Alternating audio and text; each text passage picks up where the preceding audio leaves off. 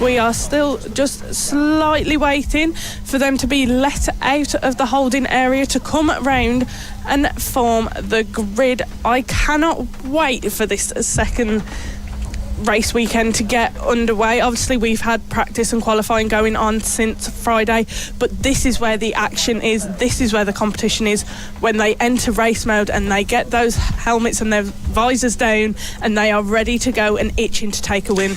I mean, this is why we're here, you know. We're not here to watch practice or qualify. We're not here to watch people do testing and, oh, I'm going to change the settings on my shocks and see if it makes me go faster. No, we're here to watch people race, and we are about to get that underway in round number 2 of the 2025 MasterMac FAB-Racing Minibike British Championship.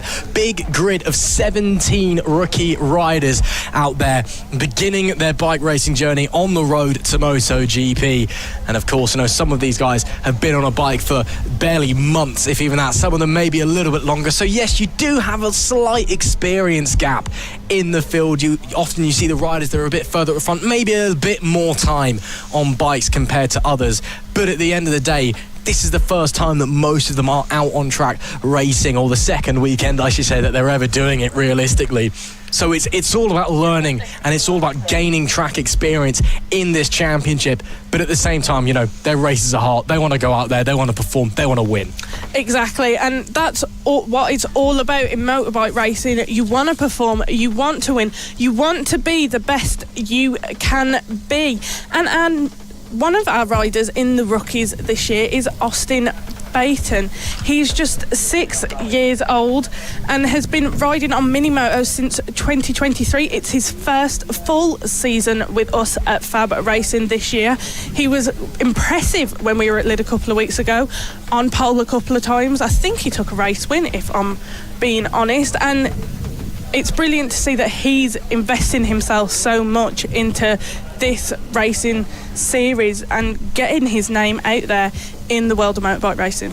Absolutely, and important to know, Austin Baton starting on pole position today as well.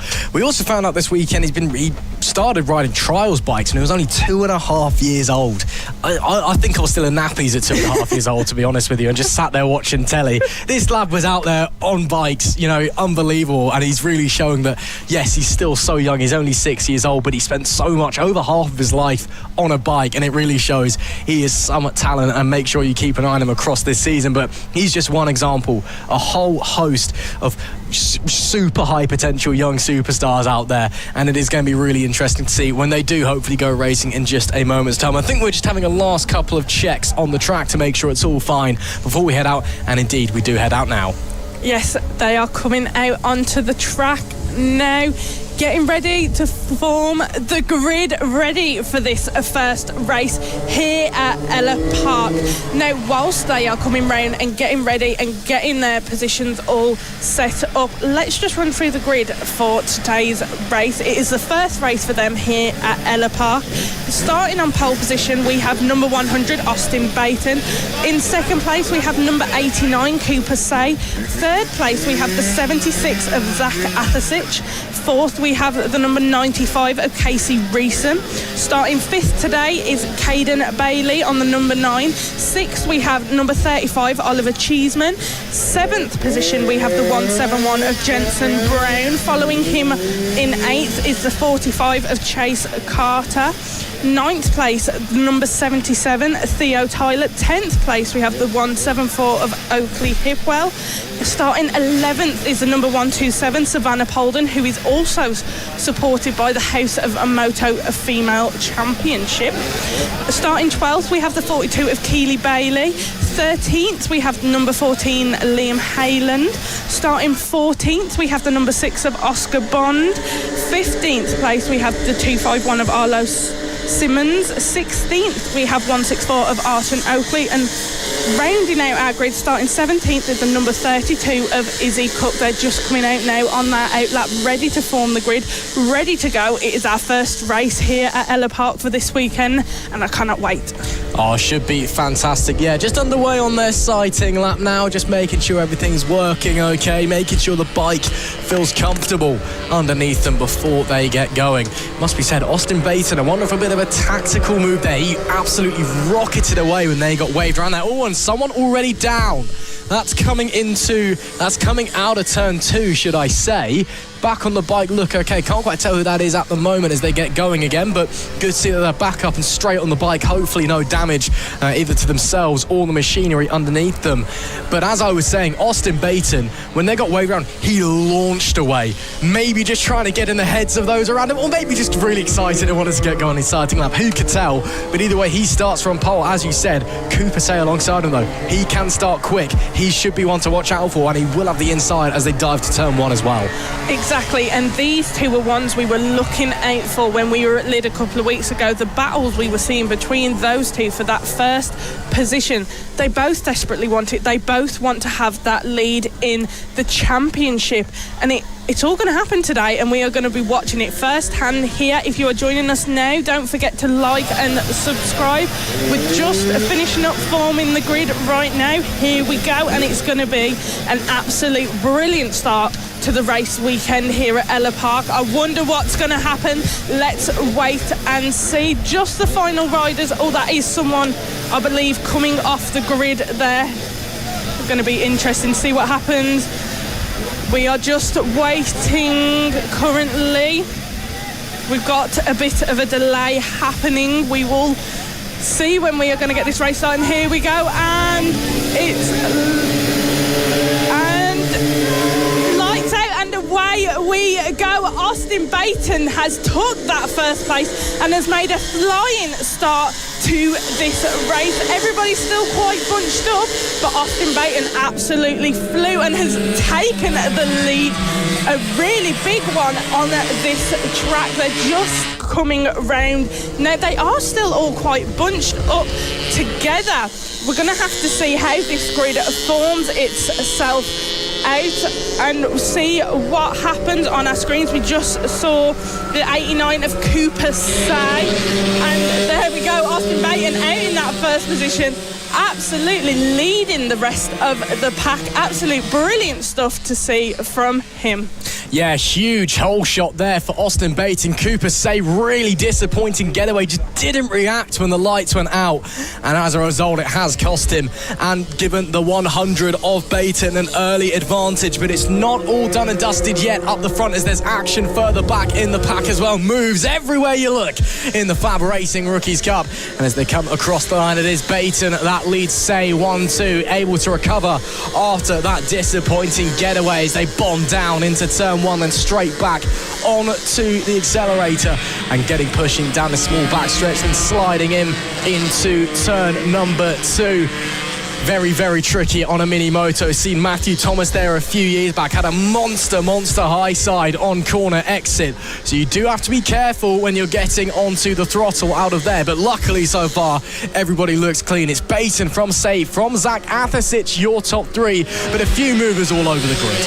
Exactly, there has been quite a few moves. We've had quite a few position changes in that first lap, but absolute brilliant performance from Austin Baton off that start. He had that drive, he had himself in that right headspace, and off he went, flying ahead of everybody else, starting to get those gaps forming now. Everybody's starting to space out a bit, find their pace. We can still see Cooper Say is hunting down Austin Baton. He's not going to let him go that easily. Absolute brilliant stuff to see from him this weekend, and the first race, and he's going to do everything he can to not let Austin Baton take that first place.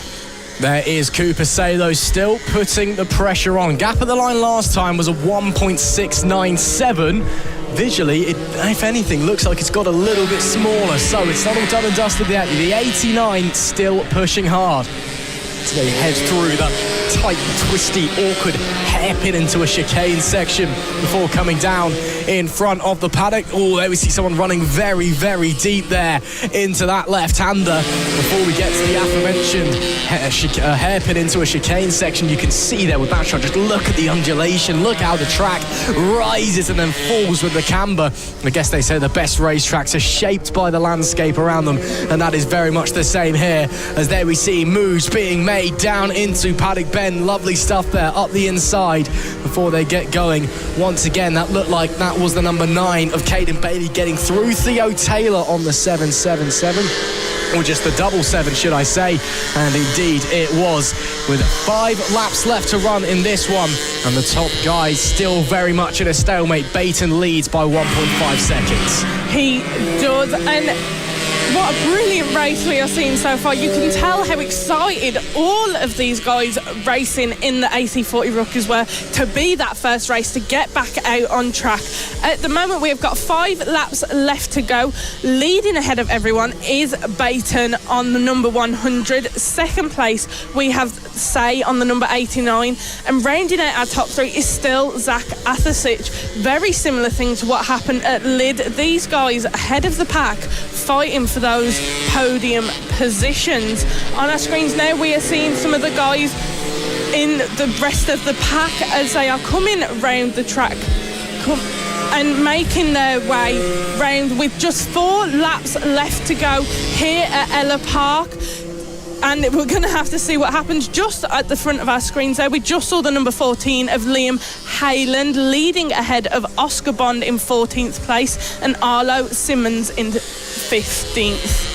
Absolutely. Austin Baton continues to lead up the front, pick up the second race weekend of the year as he started the first with a win in race number 1, but not over just yet. Still time for changes to happen. That was Savannah Polden and Oakley Hipwell we just saw going through there. They are P9 and P10. Following them, Keely Bailey and Chase Carter, 11th and 12th on the 42 and the 45 respectively. As they come to the line, a few more riders further back in the pack just making their way around, still testing the conditions, still gaining confidence on the bike. There is your race leader, and the gap now, Izzy, down to less than half a second on the line. Cooper Say's made up huge time in the last couple of laps and now is right all over the exhaust of Baton in the lead. He's going to know there are only a few laps left to go of this first race, and he's going to make a move when he can. They're just coming back past some traffic right now.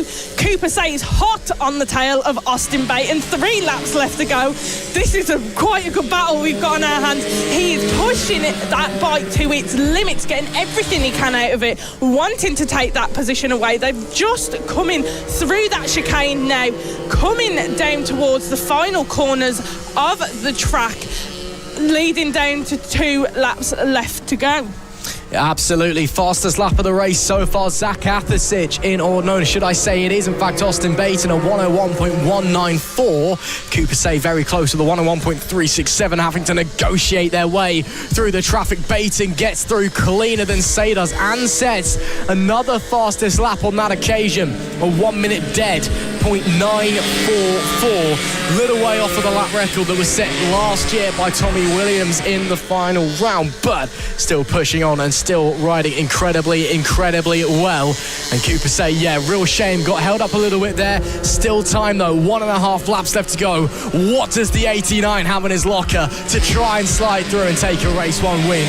Or is it too little too late? He's going to be very unhappy. He did just get stuck in that traffic because that can affect their race entirely. He was very close to being right near the point where he could pass Baton, but that traffic held him up, stopped him. They are just coming round into the final corner now, and we're going to be beginning the final lap of this first race of the AC40 Rookies here at Ellough Park. Here we are, last lap beginning. Austin Baton is absolutely leading ahead of everyone else, but Cooper Say he's going to try his best during this last lap to catch up with Austin Baton and try and take that first position away from him. Running in third currently is still Zach Athasich, but last lap, let's see what Cooper Say can do to catch up with Austin Baton. We're very close to nearing the end of this race now, but they're coming up to some more traffic. We just saw it ahead of them there on the camera. Going to be interesting to see if they get a bit caught up here. Baton coming past though, making his way round the track, ready to finish this race and take that first place again. Little bit of traffic in front though. Could there be late drama? Baton gets through one okay. Does he get through the other? Being held up big time. Is this an opportunity for Cooper Say? Perhaps it is, because they're getting very, very tight. into the final corner. Almost contact between Say and some lap traffic. It's going to have to be a drag race. Almost contact between the leaders. Traffic causes chaos as we come to the line. It will be Austin Baton that takes the win, but only by a 1/10 of a second. Goodness me, that got close late in the day. Once again, a little bit of traffic getting involved, and it was almost curtains for Austin Baton as Cooper Say threw everything he had at that last gasp opportunity.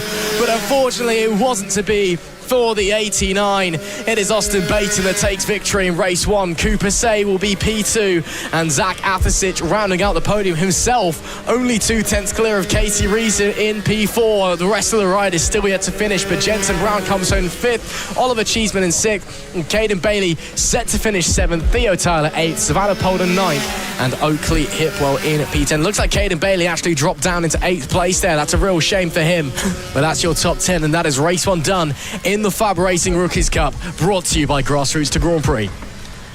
Ross, I think that first race just proved everything we were saying. You never know what to expect here at Ellough Park. That bit of traffic they got caught up in on that last lap nearly cost Baton his win. Cooper Say nearly took it off him. There was nearly a touch, nearly a crash. Very, very, very interesting race that was just. And I think that's setting us up for the day. We're not going to know what to expect. Anything can happen here at Ellough Park. And we're going to have to see what happens coming round now into the Holden.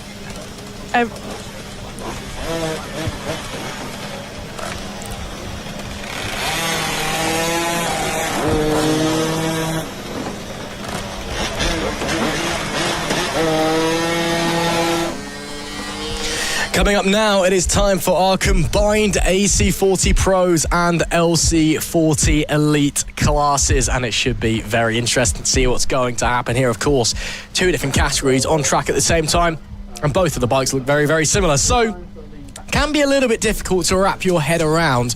All you need to know, the AC40 Pros, the air-cooled bikes, the LC40 Elites, the liquid-cooled bikes, a little bit quicker. Of course, they were separate classes last year, even though you were allowed to race your AC40 bike in the LC40 category. This year, they've been combined. We've now got the new AC40 Inter class as well, that intermediate class with the 12mm exhaust restrictor on it. Here in the AC40 Pros, they have the 14mm exhaust restrictor, just to make it all a little bit more confusing. But nonetheless, it does offer some fantastic, fantastic racing, and it gives a chance to show as well 2 different classes. Although, yes, on track where they finish in regards to each other, it doesn't matter. The riders seemingly don't really care because they're going to race each other all the way to the checkered flag. They are indeed. I mean, what happened at Lyd, and I think we're going to be seeing the same this weekend, looking at our starting grid, which we will run you through very shortly.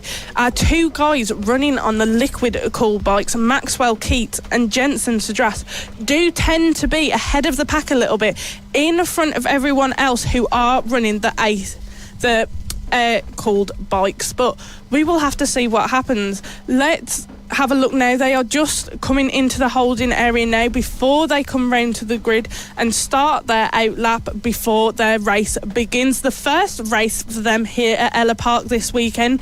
Going to be very interesting if it's anything like the race we just happened.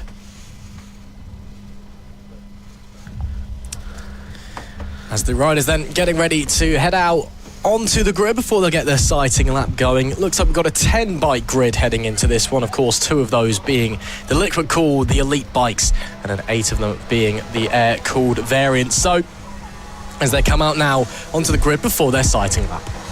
Yeah, here they are now coming out onto the grid. Let's just give you a run through of who's starting where for this race of the AC40 Pro and LC40 Elite. Now, we've got 5 rows. Making up our first row is the number 24 of Maxwell Keats and the number 2 of Jensen Sadras, both running those liquid cool bikes. 3rd place is Henry Brody. Following him in 4th is Tommy Williams.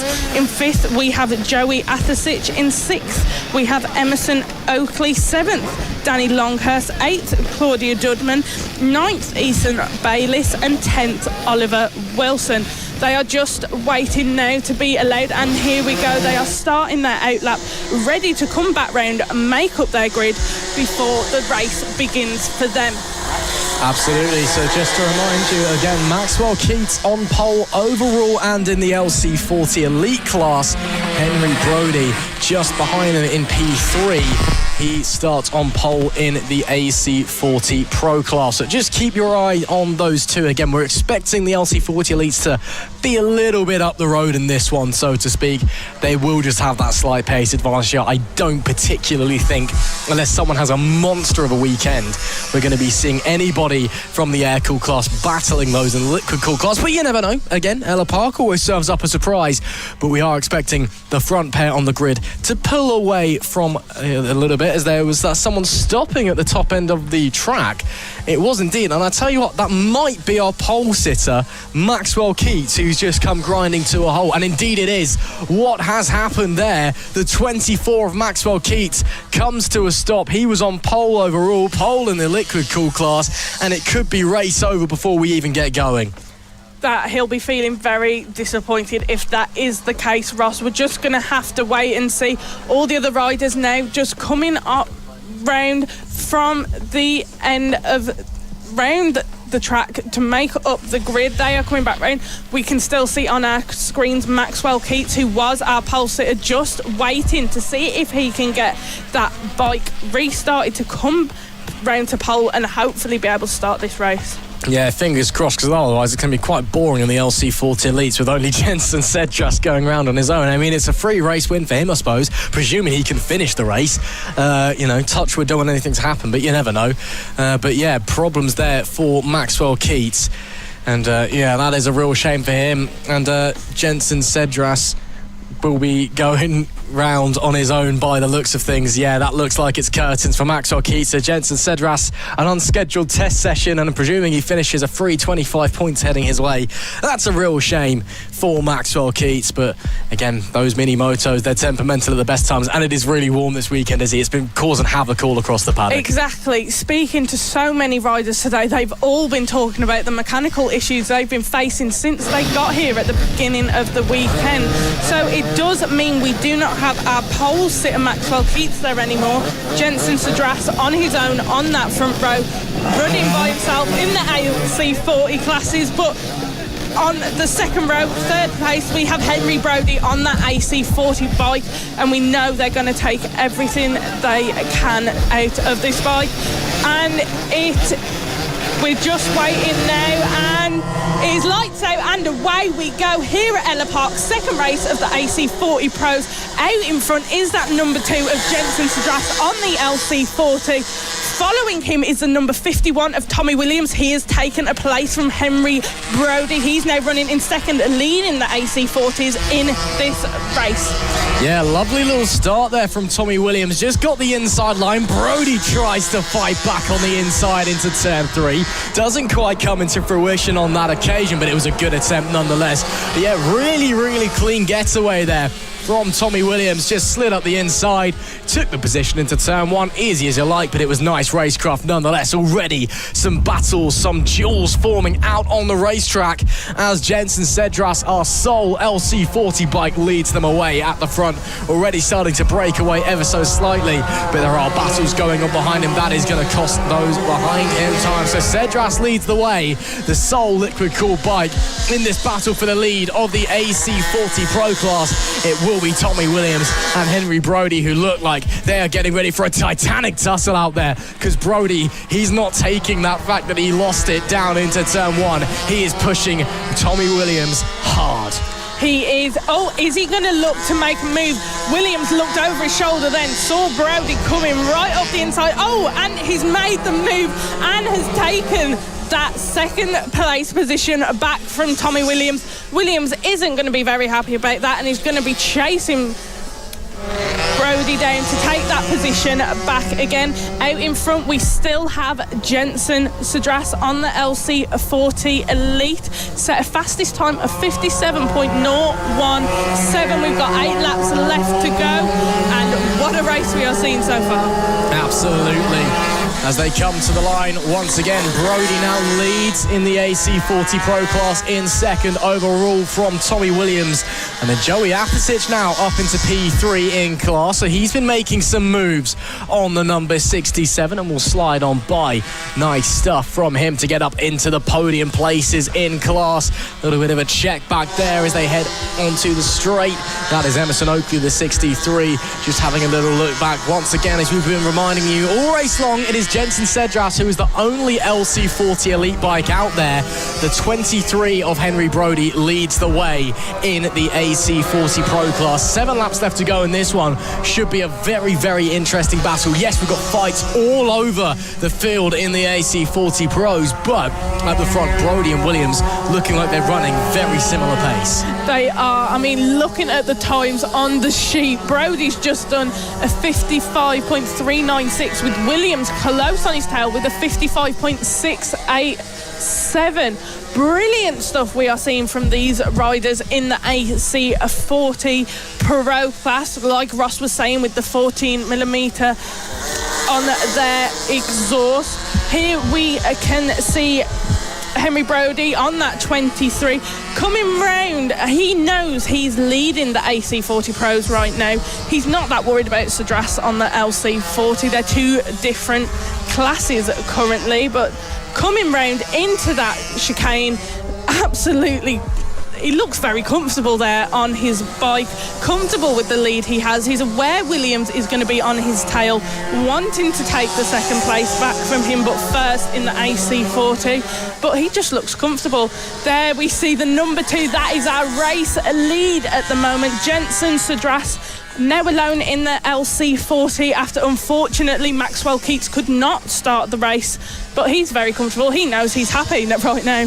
Yeah, I mean, a little bit of an unscheduled test session, unfortunately, and I don't mean that in a bad way at all, but when you're in a 2-bike race and one of the bikes can't start, it's a bit like, oh, okay then, but, you know, he's going to run around anyway. He's going to get some time on the track, time on the bike. I'm sure he's having great fun while he's doing it, and again, presuming he completes the next 4.5 laps with no issues, it's a free 25 points over his rival, so, you know, you may as well go around and have some fun while you're doing it. But yeah, as we were expecting, that liquid cooled bike just a lot faster than everyone else. The gap was 3.9 seconds back to Brody in P2 overall. He leads in the AC40 Pros, of course.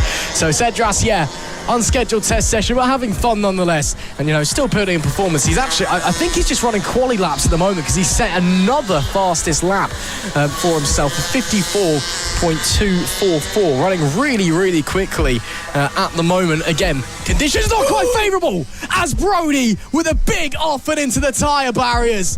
A high side sends Brody down, but he's straight up onto his feet, which is exactly what you want to see, but quickly losing the bike.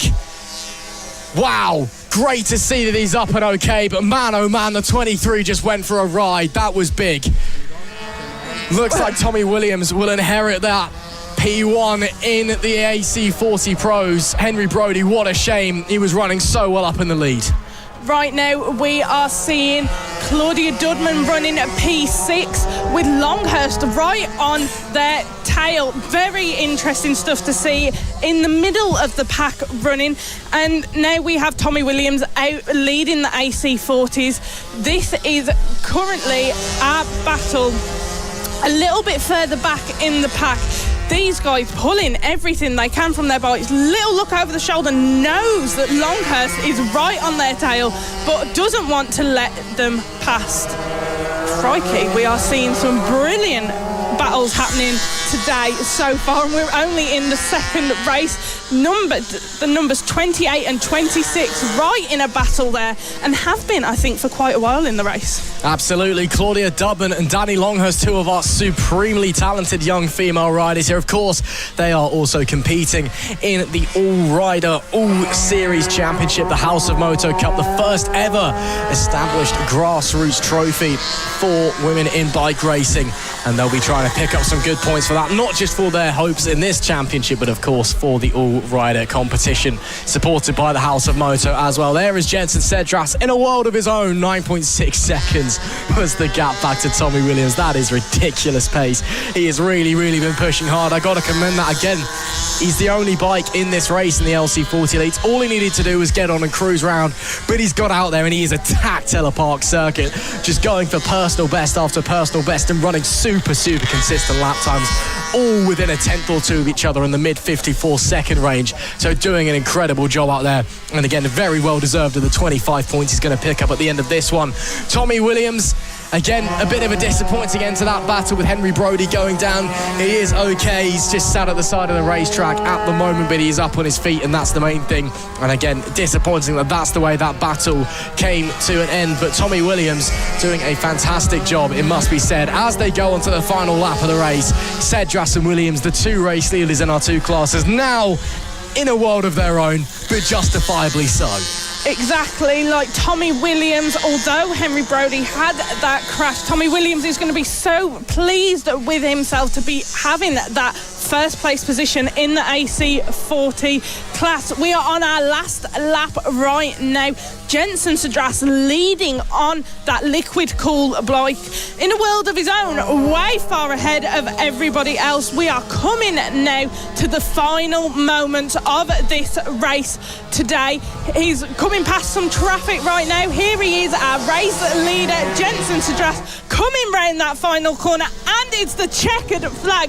Jensen Cedras wins today here in that first race of the AC40 Pro LC40 Elite class. Coming round over the line soon will be Tommy Williams on the AC40, and there he is, second overall, but first for the AC40 Pro. Absolute brilliant racing we have just seen from all involved. Unfortunate for Henry Brody having that crash. We are absolutely brilliant stuff. Let's run through our top 10. In first place was Jensen Cedras winning. In second place we had Tommy Williams. Third place we had Joey Atasic. In fourth place we had Emerson Oakley. Fifth we had Danny Longhurst. Sixth we had Claudia Dudman. Seventh was Ethan Bayliss. Eighth was Oliver Wilson. Ninth, unfortunately, was Henry Brody, and Keats, unfortunately, did not start the race, so finishes 10th overall. Oh, Jensen Cedras as he crossed the line with some mind games, psychological warfare. He was the only LC40 elite in that race, and he still hit him with the "you can't see me" as he crosses the line. Man, oh man. Talk about making a statement. What a race we've just seen. Yes, there may have only been one bike in the LC40 Elites, but it was a performance and a half, a ride and a half from Jensen Cedras, and then some great battles in the AC40 Pros as well. So lots to look forward to as we head into race 2 and race 3 tomorrow. Time for the big boys on the little bikes. Time for a race that many see as the highlight of the weekend. It is the Senior Mini Motos, and it's an unfamiliar face starting on pole position this weekend because it's not Matt Birkin. Instead, we've got Reece Gentry on the 100 starting from pole position. That's the first time in a long time, I think, we've not had a Birkin starting from the pole. So very, very interesting there. Of course, Matt Birkin, a circuit that historically hasn't been very kind to him, but he's still starting on the front row, and we know what he can do out on the track. But as always, Izzy, a huge grid of riders here, 15 of them going out there and showing us what they can do. And of course, it's the Senior Mini Motos. They're going to be having fun and going a little bit wild while they're doing it. Yeah, definitely. And we saw that lid. It was absolute brilliant stuff from them whilst we are there. They are coming out now of the holding area to come round onto the grid ready to do their outlaw. Let's do a quick run through of where everybody's going to be starting today. Starting from pole position, as Ross just said, is Reece Gentry. In second place we have Matt Birkin. Third place Callum White. Fourth place Mark Payne. Fifth place Keaton Payne. Sixth place David Myatt. In seventh we have Lamar Morgan. Eighth we had Chris Yeomans. Ninth Andy Weedon. In 10th we have Nick Bennett. 11th Gary Eldridge. 12th Harvey Jeremy. 13th Steve Johns. 14th Peter Appleton, and rounding out our grid in 15th is Rob Gentry. Yeah, a little bit of confusion there, it looks like, as they pull into the grid before we get going on our sighting lap. I think they were just a bit mixed up and no one quite knows where they are. But I'm sure we're going to get there fine. They're having a stern word from the flag marshal who's telling them to sort themselves out, or we'll just send you home because, you know, at the end of the day, the Senior Mini Motos, sometimes they can be a bit of trouble for the stewards. as to try and figure out what they're doing. I have seen them literally just pulling each other along before as someone grabs onto the rear of the fairing and just dragging themselves along the straight, or indeed pulling them backwards as well. Oh, just crazy, these guys. But yeah, very interesting dynamic. First time in a long time we've not had a Birkin start from pole. Rhys Gentry on the 100. A great qualifying from him.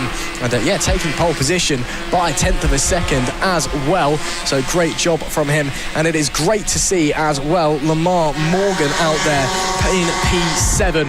Lamar, of course, a real staple face of the senior mini motos, but he's been suffering from quite a serious illness over the past few months. He tried to race at Lid, unfortunately wasn't able to, but he's here today, starting from P7. What a fantastic story, Lamar. We're all rooting for you this weekend, and we will send you all of our best here. Yeah, it's brilliant to see him back here at Ellough Park, back with Fab for the senior mini moto.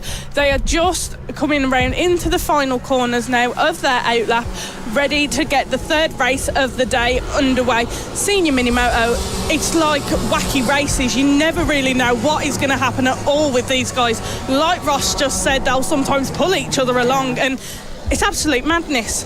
So we are just getting ready for this race to start, and we'll see what happens with these guys.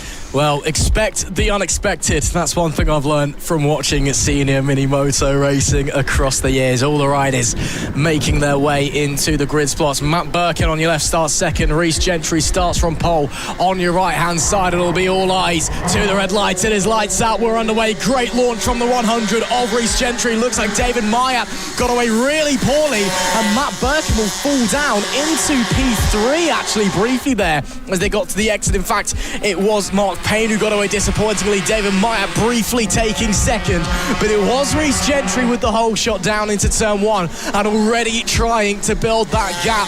Can anybody close up to the back of him as they make their way now through the middle sector, through the tight and twisty sections? There's someone pulling off there with issues in the background. Hopefully everything okay. Oh, a bit of a wobble there from Gentry as he comes into the hairpin. Looks for the most part all clean though on lap number one, and as I say that, rider down. Who is that that's gone down? That was the race leader, Rhys Gentry, the number 100 from the lead of the race. Oh, typical senior mini motos. You get pole position, you stack it immediately. Yeah, we have now got Matt Birkin leading these guys today here in the first race. What on earth happened there to Rhys Gentry, we do not know, but currently Matt Birkin leading this race with David Meyer in second and Mark Payne hot on David's tail for that second position. These guys are absolutely ruthless with each other. They do everything they can to get what they can out of these bikes in senior mini moto. And crikey, absolute mad stuff we are seeing today. Matt Birkin, though, now that Rhys Gentry did have that little incident, has got his lead and is spreading out and moving quite far away from everybody else. That being said, though, if I trust anybody else on this grid to crash out from the lead of the race, it is Matt Birkin. So you never know what's going to happen. It could be David Myatt leading very, very shortly if we all keep going, as there's battles everywhere you look, up and down the pack. Looks like Rhys Gentry has been able to get going again. Looks like as well on lap number one, it was Nick Bennett on the 711 with those mechanical issues. Real shame for him, a mighty fine rider. And in fact, there he is as he's mournfully bringing his bike into in between some tyre barriers and slowly wheels it a long way back to the paddock. That's a real shame for Nick Bennett. Luckily, there's still 2 laps left to go this weekend.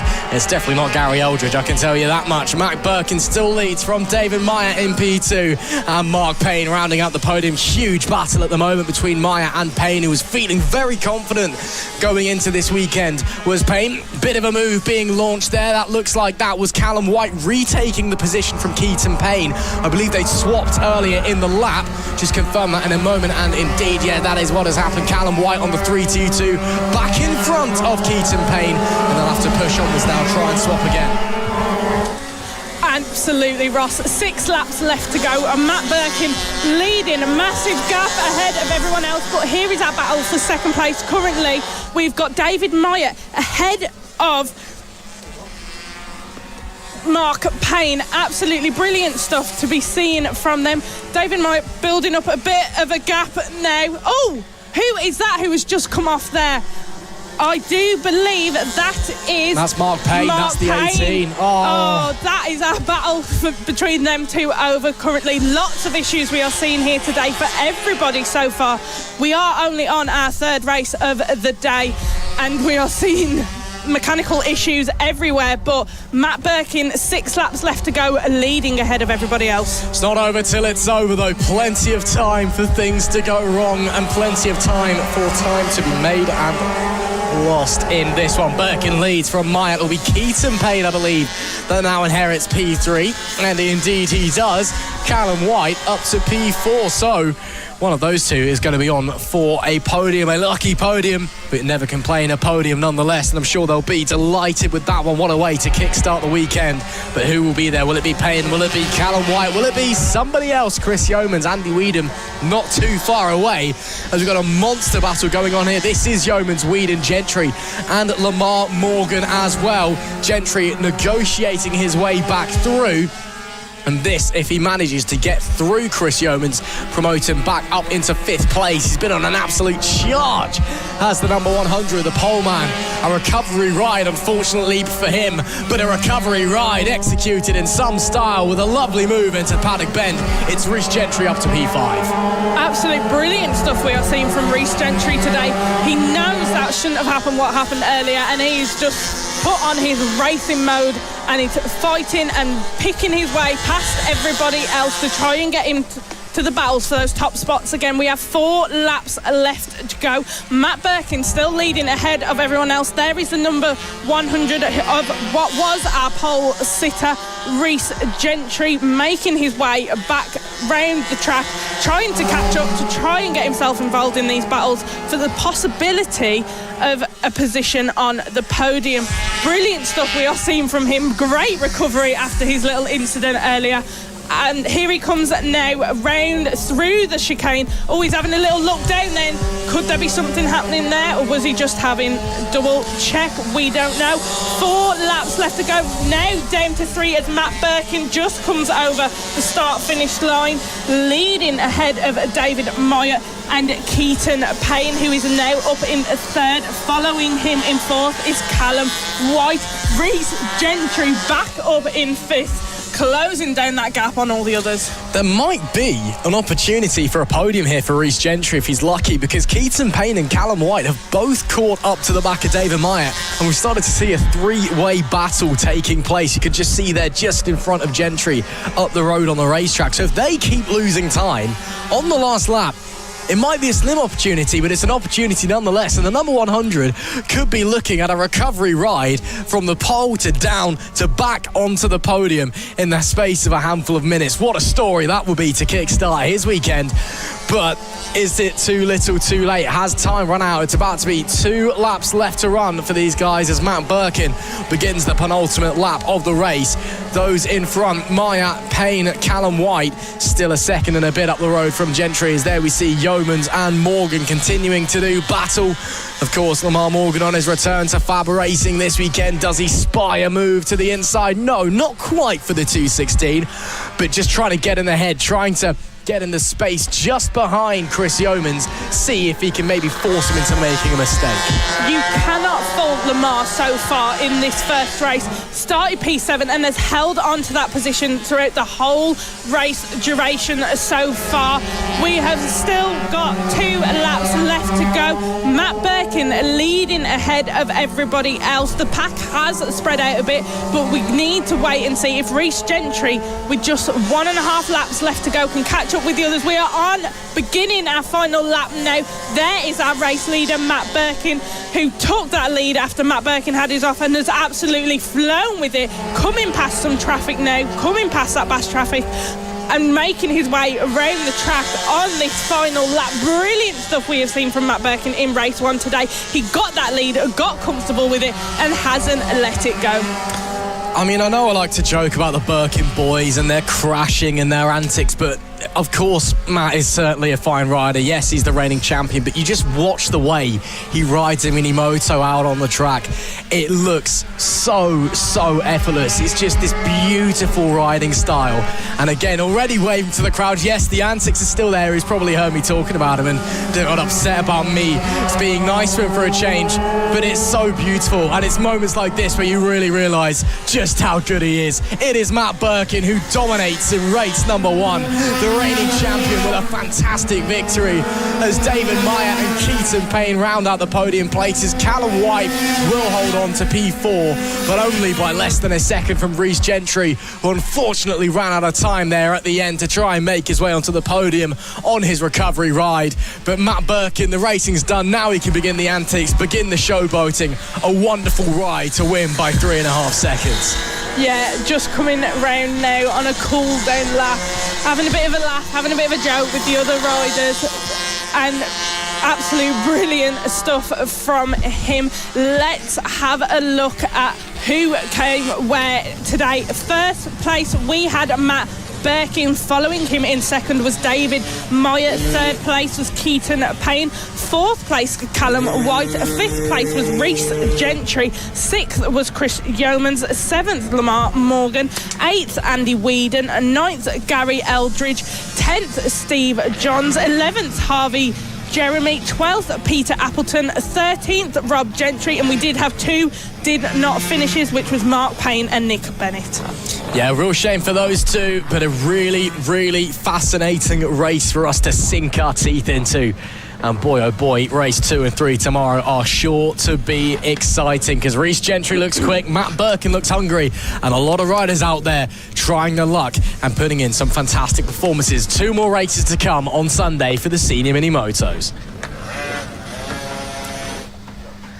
We are getting ready now for our 4th race of the day, which is the AC40 Inters, sponsored by Britson Electrical Services. They are just in our holding area now, waiting here at Ellough Park to come out onto the grid, form it, go on an outlap, and then get the racing underway. It's going to be really interesting. We spoke to a few of these guys earlier, Nellie Nooth, and she's looking forward to today.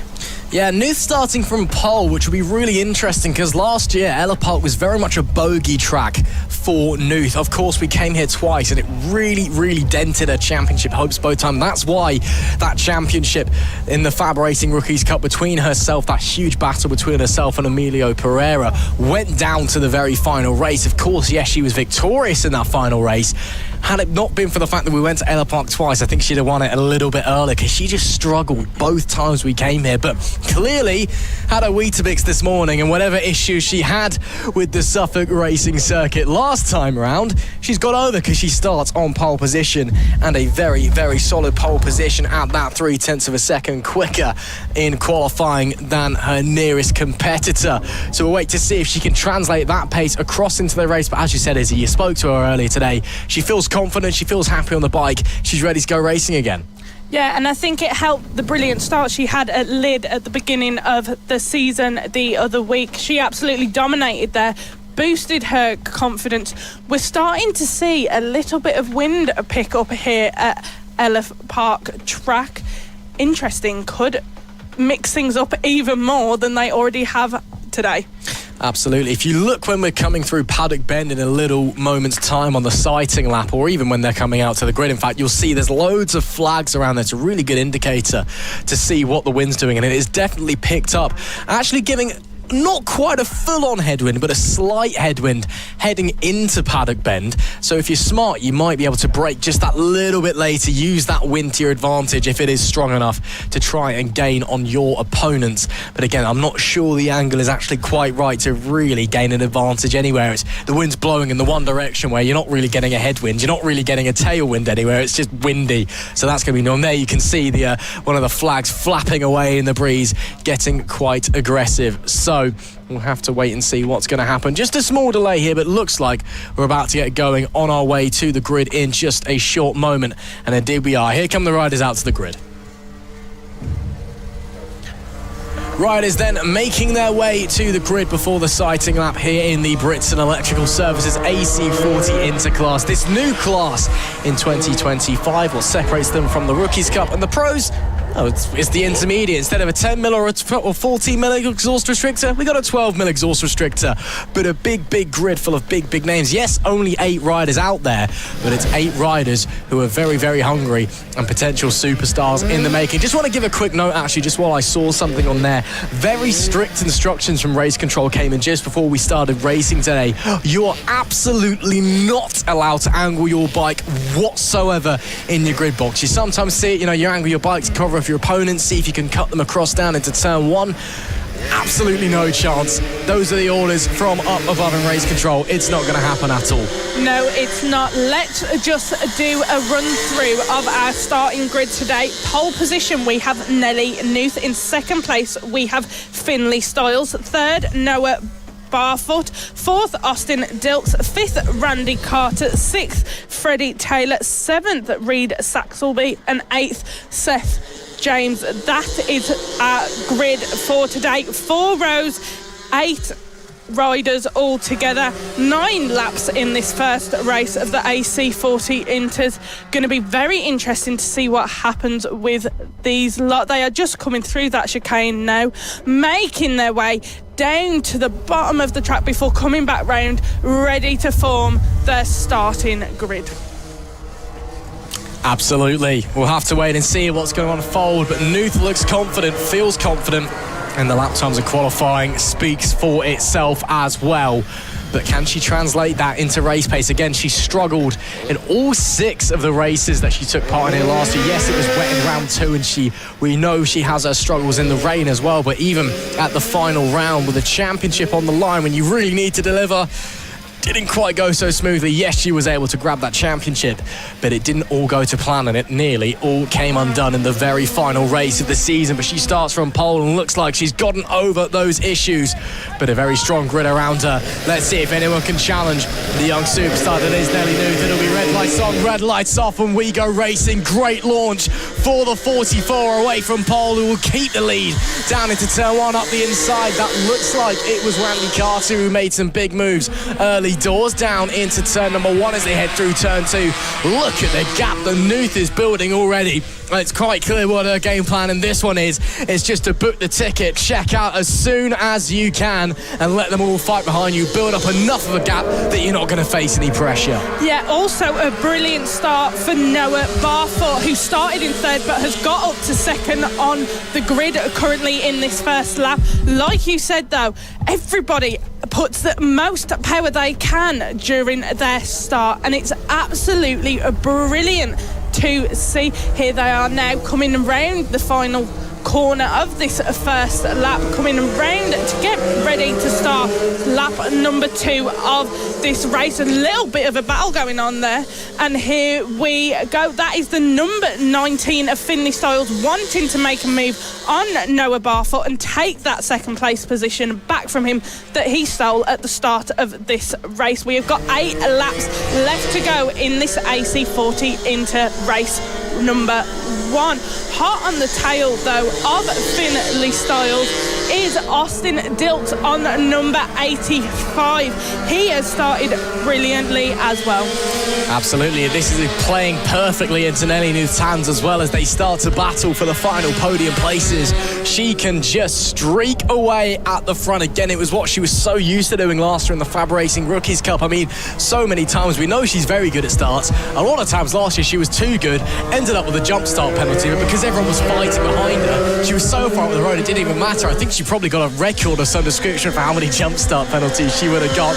As down into turn 1, here looks Finley Styles again to the inside as both 2nd and 3rd place. Huge chattering on the front end of the bike. Styles to the inside. That's a lovely move. Slides it through and up into 2nd place. Noah Barfoot, can he hold on to 3rd? Will he drop another position? Austin Dilks unable to slide through, so he will hold on to a podium place for the time being. But it is once again Finley Styles who's slides up into second with a brilliant move up the inside. Yeah, Finley Styles, now that he has got past Noah Barfoot, is making a bit of a gap. I thought we could have been having a three-way battle on our hands here for the second position, but now that Finley Styles has got through on Barfoot, he's going to look to be chasing down Nelly Noose. Now he's not being held up really by anybody anymore, and he has that time to focus on that track in front of him and catch up with Nelly. Absolutely. Will he have the pace to do so? We'll have to wait and see. 6 laps left to run in this one. This time it will be Austin Dilks who goes up the inside of Noah Barfoot, who in the space of almost a lap has lost 2 positions, almost to the corner in fact, and now drops out of the podium places. Real shame for the 36, but a nice move from the 85 to get up into 3rd place.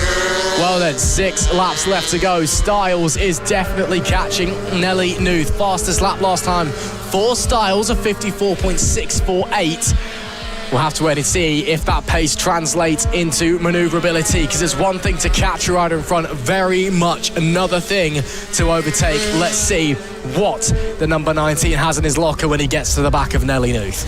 Exactly, we're just going to have to wait and see. 6 laps left to go. Well, 5.5. His fastest lap currently is with Finley Styles. Absolutely brilliant stuff, a 54.648 from him. He is hunting Nelly down and he isn't stopping anytime soon. That gap is getting smaller and smaller between these guys. 5 laps left to go of this first race here at Ellough Park. Brilliant stuff we are seeing from Finley Styles. He has absolutely got his head down, got into race mode and doing everything he can to catch up with Nelly, closing that gap down on her and going to try and take that first place away from her.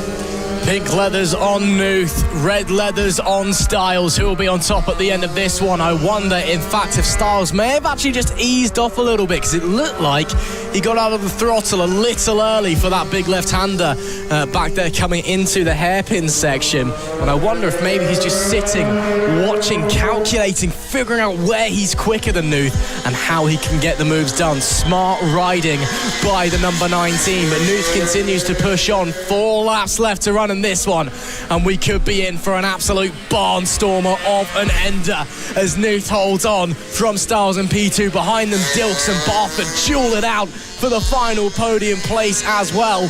Unfortunately, we did lose Seth James a few laps ago, so only 7 riders left in this one.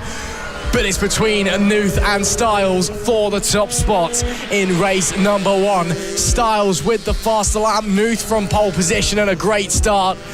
Is anyone gonna find anything over each other? Nuth, we know, is so used to defending in situations like these. She's so used to being the one in control of the race before other people are catching up to her and she has to defend. Styles, can he find a way through the 44? 3 laps to go at the line. Epic battle going on between these two right now. Like Ross just said, 3 laps left to go. Nuth is holding on to her lead with what she can, but there is Finley Styles in those red leathers, hot on her tail. Behind them we still have Dilks and Barfoot battling it out for that 3rd place position. Styles in that middle section seems to get that bit closer to Nuth again, and then in the last section of the track loses it a bit and has to try and gain it back. He's still going to try and do everything he can to catch up with Nelly Nuth, but she's got her fighting hat on as well, and she's not giving up first place without a battle. And here we are now, they are coming round into that last section of the track. Very tight corners, as we've been saying all day here at Ellough Park, makes for some very good racing and some very good fighting. And they are coming round the corner, 2 laps left to go, and Nelly Nuth still leading ahead of Finley Styles. 3rd place we have Austin Dilks, and 4th place we have Noah Barfoot. Nelly holding on to dear life with this lead. She is doing everything she can with the House of Moto, as you can see on your screens right now, the highest achieving female racer award.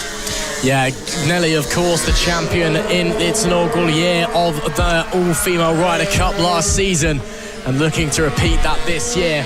I tell you what, though, I don't think Finley Styles has pulled the pin yet. I think he's still waiting. He's running out of time, though, because we're almost on the final lap of the race. but something tells me that 19 hasn't shown us everything we've got yet. He's playing it tactical, he's playing it smart. Round the hairpin then.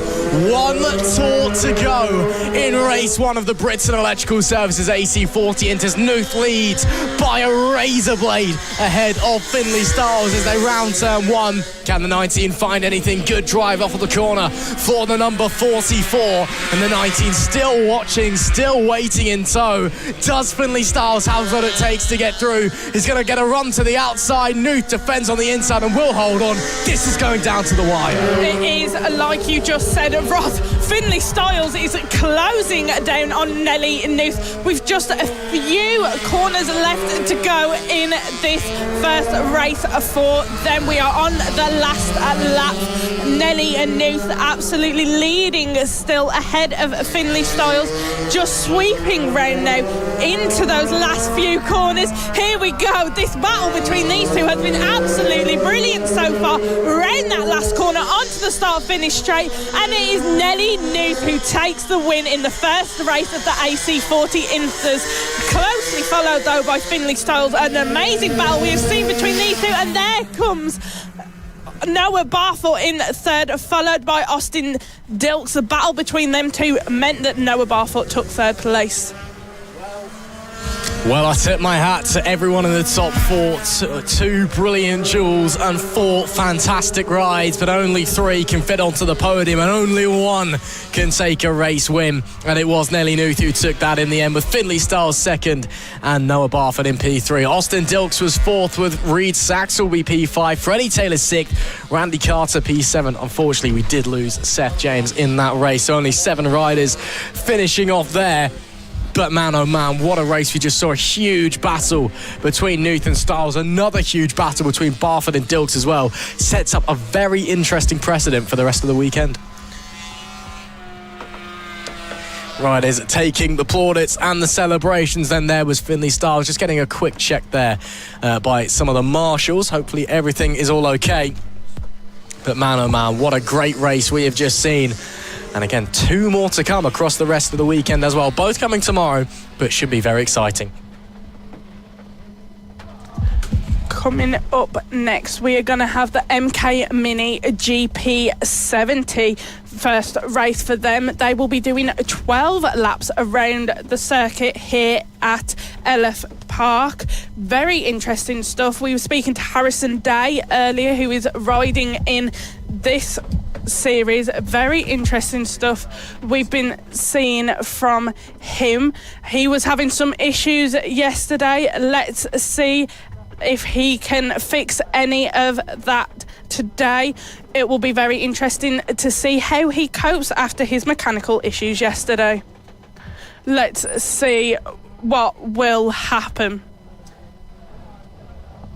Yeah, it should be really, really interesting. Harrison Day, a great pole position from him, but super, super tight between Frankie Watson. So it could be very, very close between those two. Again, Harrison Day, a few mechanical issues here and there across the weekend so far, but hopefully it will all be clean. But again, this is the Premier category, of course. This is the one that everyone's watching. This is the one that everybody wants to win, because it is it's the step you take before you go on to things like the British Talent Cup, and then from there you're moving onwards to things like Junior GP, Red Bull Rookies, all of those things.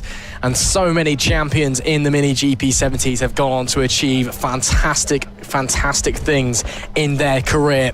So it is really the eyes of the world watching along as we get ready to go racing in race number 1.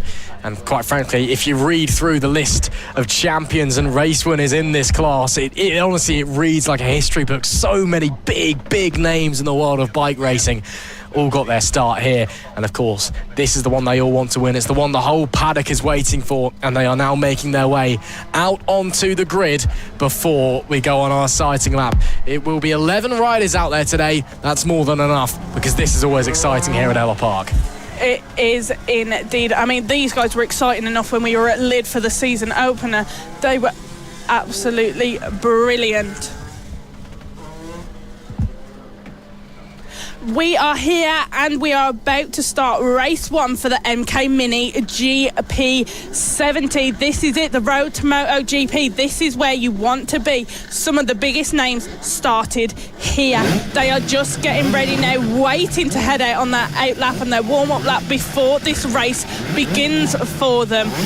It's going to be some brilliant stuff we're going to see from them, as it always is, as it was at Lid at the season opener a couple of weeks ago. Let's just run through our starting grid. Starting on pole position, we have Harrison Day. Following him in second, we have Frankie Watson. In third position, we have Finley Polhill. In fourth, we have Travis Shaw. Fifth is Taylor Tomlinson. Sixth, Matthew Thomas. Seventh, Logan Cousins. Eighth, Leo Soliu. Ninth, Riley Paisley. 10th, Taylor Davis. And in 11th, we will have to wait and see who it is. Absolutely. Should be very, very interesting indeed. Riders just making their way through the tight and twisty hairpin section now, leading out into a chicane before coming to Paddock Bend. You can see as they come through now, the flags there. Wind dropping off just a little bit since the last couple of races, but still pretty gusty out there. So should be interesting to see how that is going to affect the riders out there. Coming into position is Harrison Day, just ahead of Frankie Watson, who will slot into P2. Both of them almost inseparable out there in qualifying. Looks like we are getting ready to go race. Then looks like there is nobody in P11, I don't think. I think that might just be a glitch on our timing screen. Either way, let's get ready. It's red lights on, red lights off. What a start there from the 14 of Frankie Watson. Rockets into the lead down at turn 1. Just timed that perfectly.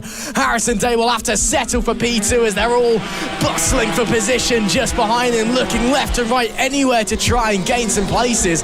Harrison Day potentially under pressure again, this time from Travis Shaw.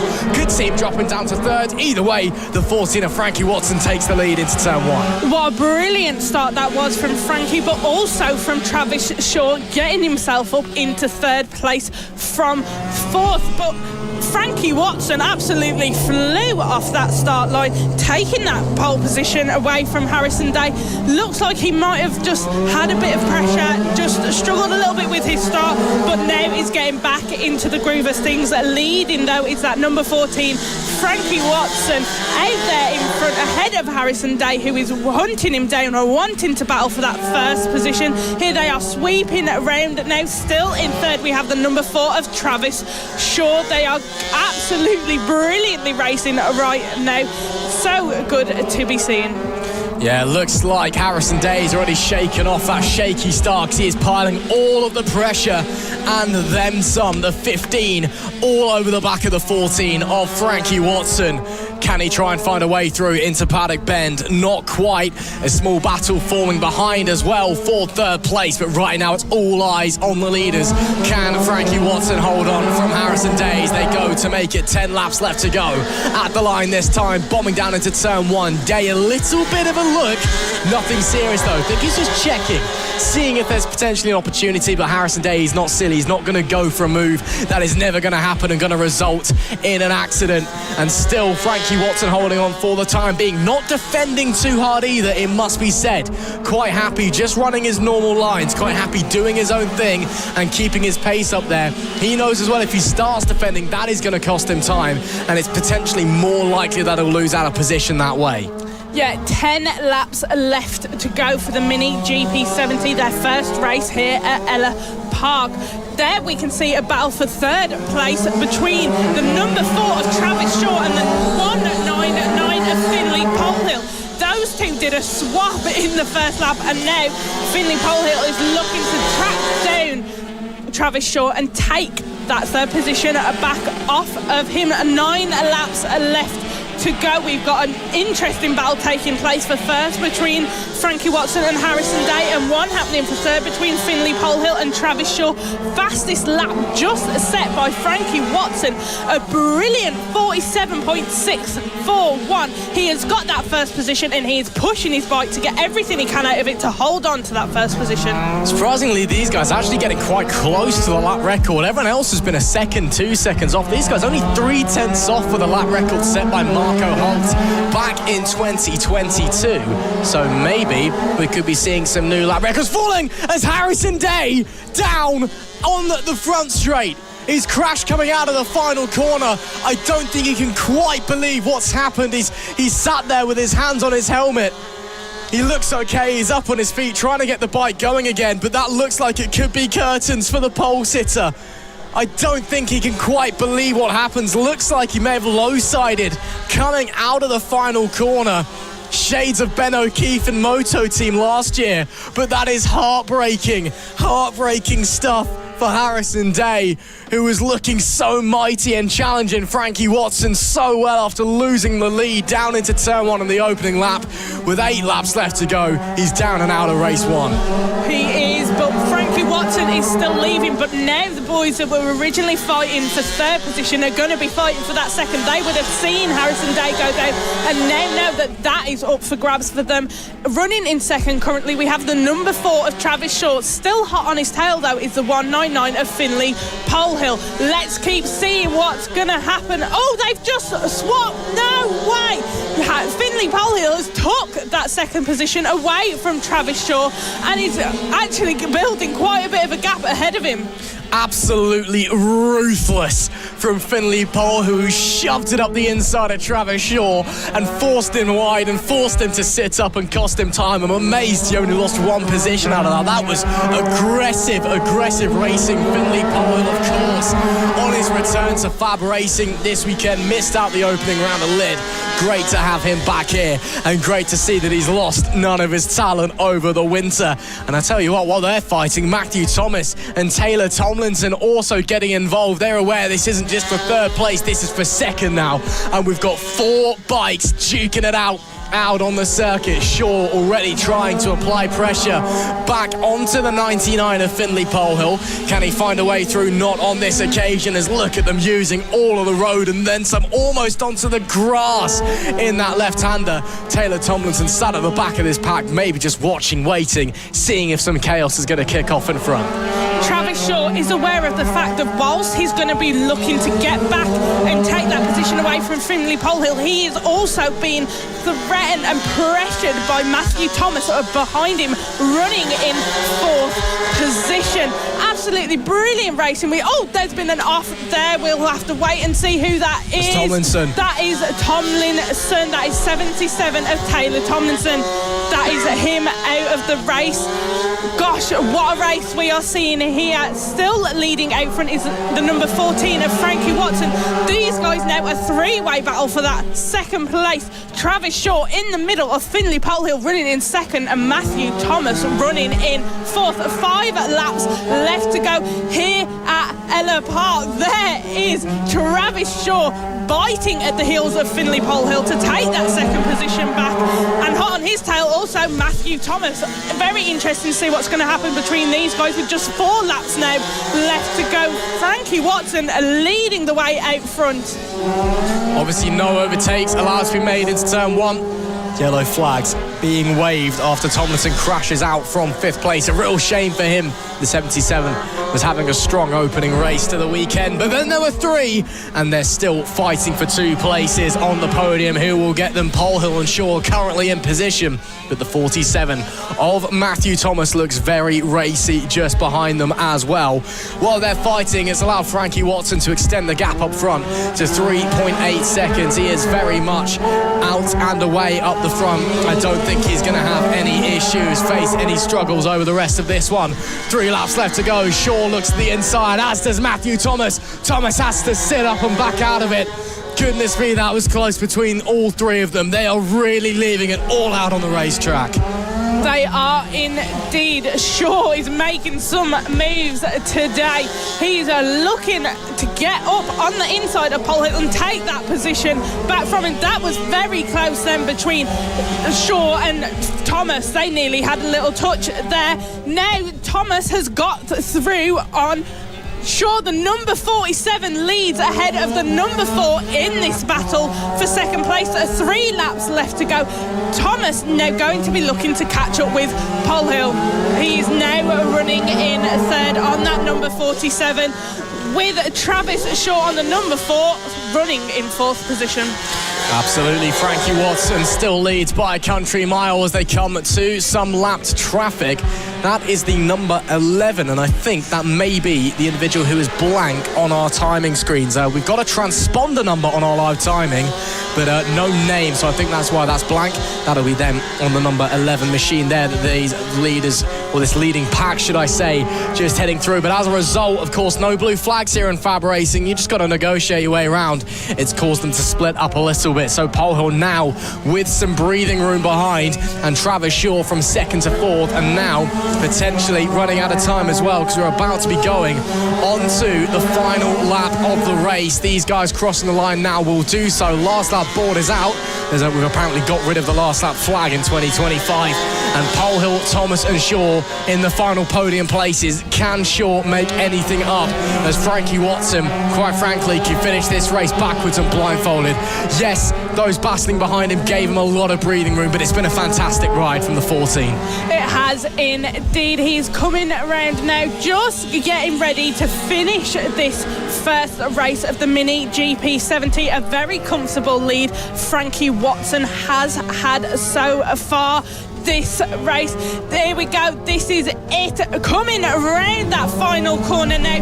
Back onto the start. Finish straight is Frankie Watson, and he takes pole position, wins the race. Let's see who's in second. It is the 199 of Finley Pole Hill who takes second position. In third place we have Matthew Thomas, and unfortunately in fourth we have Travis Shaw. An amazing battle we have seen between those three so far in this race today. Cool, calm and collected celebrations from Frankie Watson. Little wave at the camera and then he'll point yourself. Yeah, I'm the man. Race one win, and done in fine style as well. What a ride for the 14 as he takes victory in front of Finley Pole Hill and Matthew Thomas rounding out the top three. Travis Shaw finished in P4 with Logan Cousins in P5. Leo Soliu was P6, Riley Paisley 7th, and the black rider in number 8, who we believe was the 11, that has been confirmed as a transponder problem, which is why they are blank on your timing screen. With Taylor Tomlinson finishing P9. Unfortunately, we lost Harrison Day and Taylor Davies. Of course, we did also lose Taylor Tomlinson, but he was close enough to the end that he was classified, but a real shame for him. Of course, 2 more races to come from the Mini GP70s, but lots of things to think about moving forward there. Harrison Day, a rare mistake from the number 15. Looks like he low-sided out of the final corner, but that is not something you expect to see from one of the championship favourites. No, it isn't, and especially after his issues he's been having so far this weekend, it's going to be horrible for him to feel like that.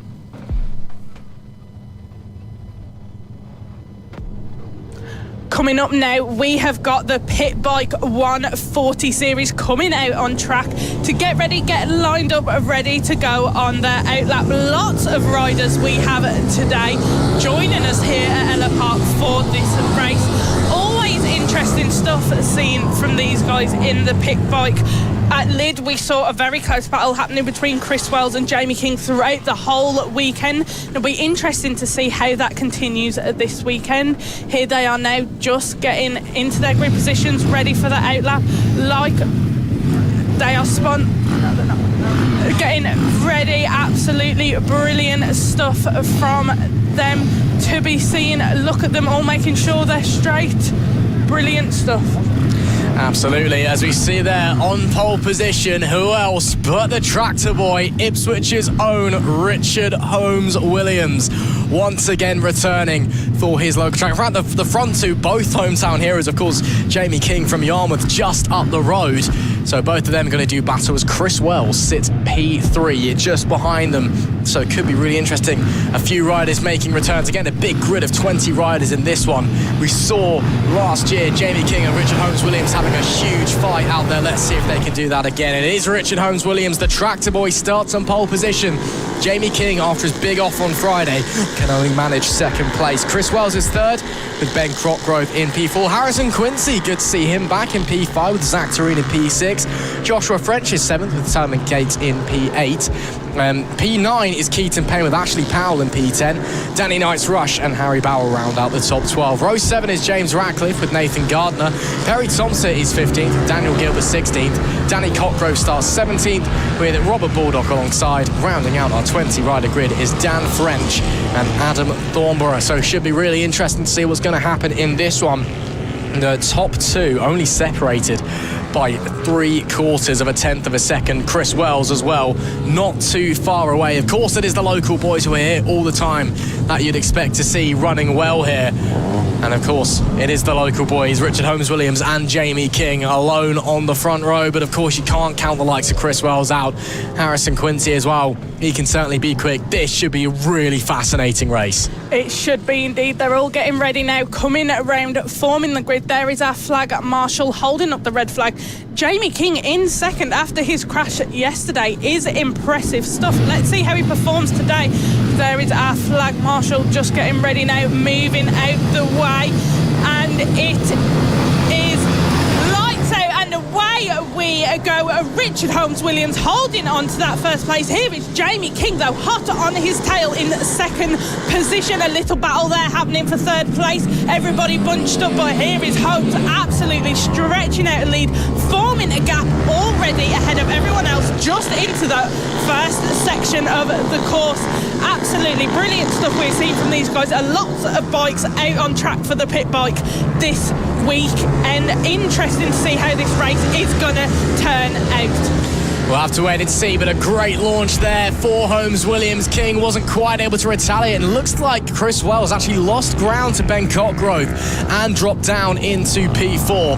So we'll wait and see how it's all going to unfold over the remainder of this race. Just getting underway, but already lots of interesting battles forming as the 20 pit bikes roar past us and start lap number 2. And Holmes-Williams already starting to gain a huge gap, 1.3 seconds he was at the line last time, as Chris Wells cannot get through. It looks like it's Harrison Quincy, in fact, who slid up into third place. Indeed it is. So Wells stuck behind Quincy as it stands. Joshua French also putting him under huge pressure.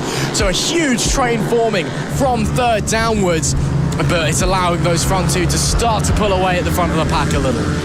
Yeah, indeed it has. Everybody's quite bunched up this time round. We have still got 11 laps to go. We will have to see what happens.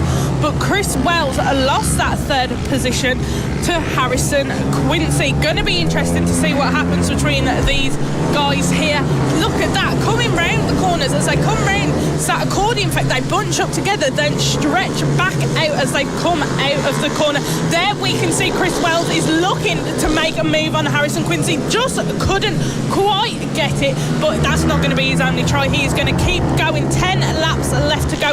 Richard Holmes-Williams leads, sets a fastest time of 50.254. Oh dearie me, Chris Wells has lost another place to Joshua French on the 116. In fact, he's lost 2 positions because he had to get out of it, and Ben Cockgrove has slid past as well. What is going wrong for the 2023 Pit Bike 140 champ? Just not going his way so far today in race number 1 of the Pit Bike 140s. Meanwhile, up the front, Holmes-Williams now 2 seconds to the good from Jamie King in P2. And Chris Wells really struggling. He tried to go the long way around on the previous lap on Harrison Quincy. This time looks to the inside, and on Cockgrove once again has to get out of it. Goodness me, he just doesn't have an answer at the moment. Does the 62, just can't quite find it as they push around a huge grid of 25 bikes here. Action everywhere you look.